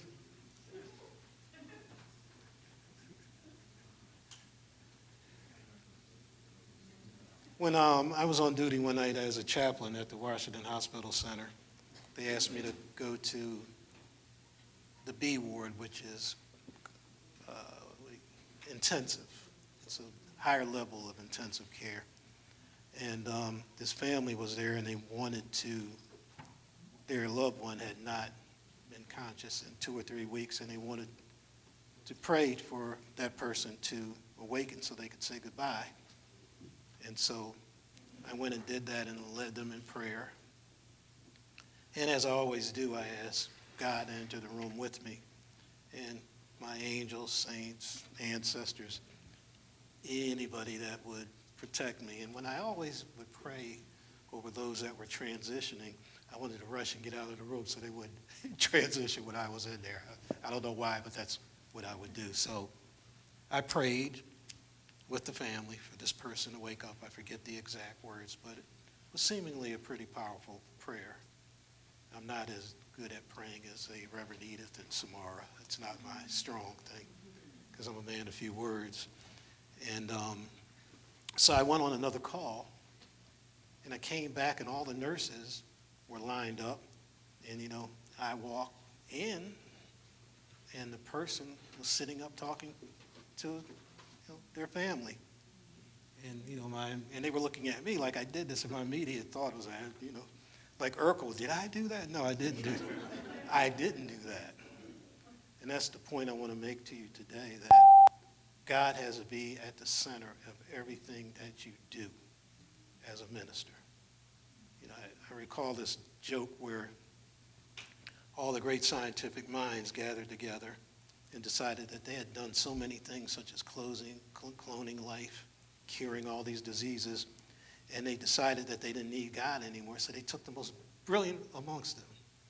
And they told him to go, well, okay, since the powerful ladies told her to go before God and tell God that we no longer needed him. And so she did. And she said, God, I represent the smartest people on planet Earth. And God said, I know who they are. Not as many as you think there are. So she said, we've decided we no longer need you. And God said, very well, but before you cut me loose, let's have a contest. And the scientist said, yes. He said, let's see who can make the best human. And she said, you're on. And God said, you go first. And she reached down to pick up a handful of dirt, and God said, you got to get your own dirt. So you get the point? It doesn't happen without God. And my second point is, again, that your ministers before time was.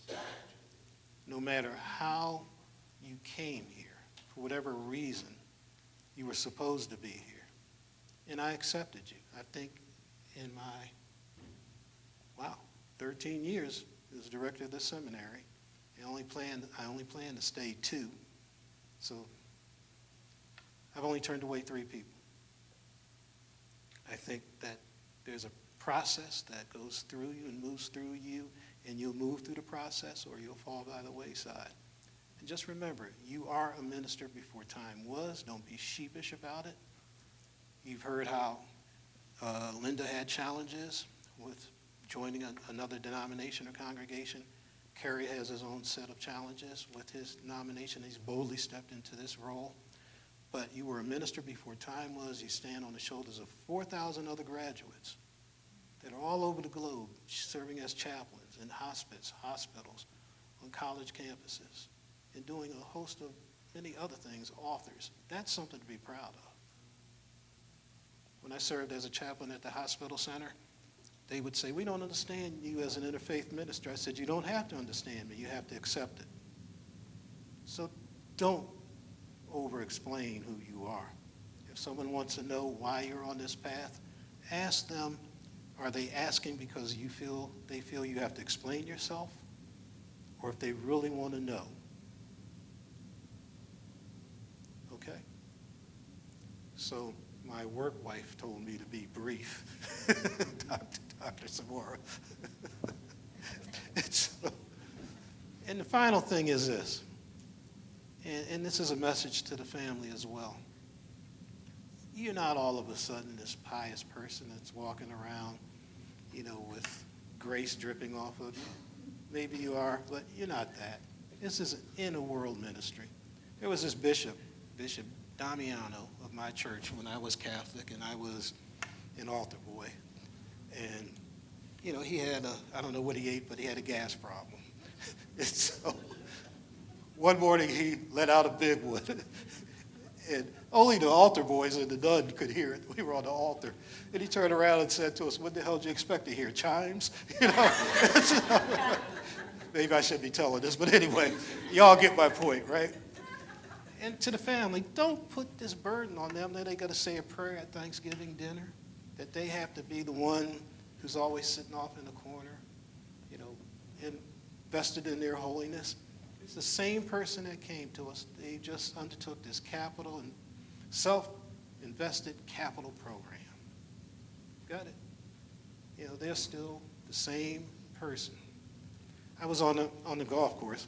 I'm on the golf course a lot. Across from the hospital center. And one of our air ambulances crashed right in front of us. And so we pulled them out, the ambulance and everything. These were my coworkers.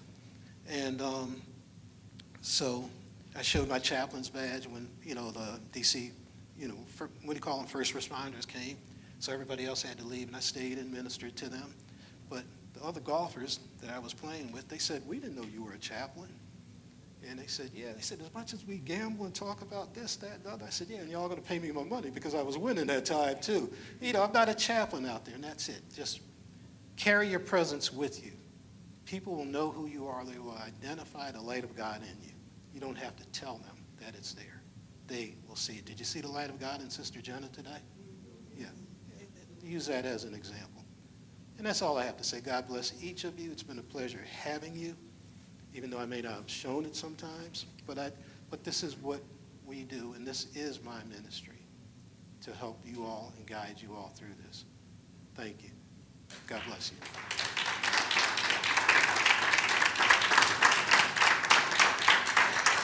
All right, as you process out, please sing with me. This little light of mine, I'm gonna let it shine. Get up and get out. This little light of mine, I'm gonna let it shine. This little light of mine, I'm gonna let it shine, let it shine, let it shine, let it shine. This seminary of mine, I'm gonna let it shine. Process and sing. This little light of mine, I'm gonna let it shine. This little light of mine, I'm gonna let it shine. Let it shine, let it shine, let it shine. Oh, these ordinands of mine, I'm gonna let them shine. These ordinands of mine, we're gonna let them shine. Oh yes, these ordinands of mine, I'm gonna let it shine, let it shine, let it shine, let it shine. Mazel tov, congratulations.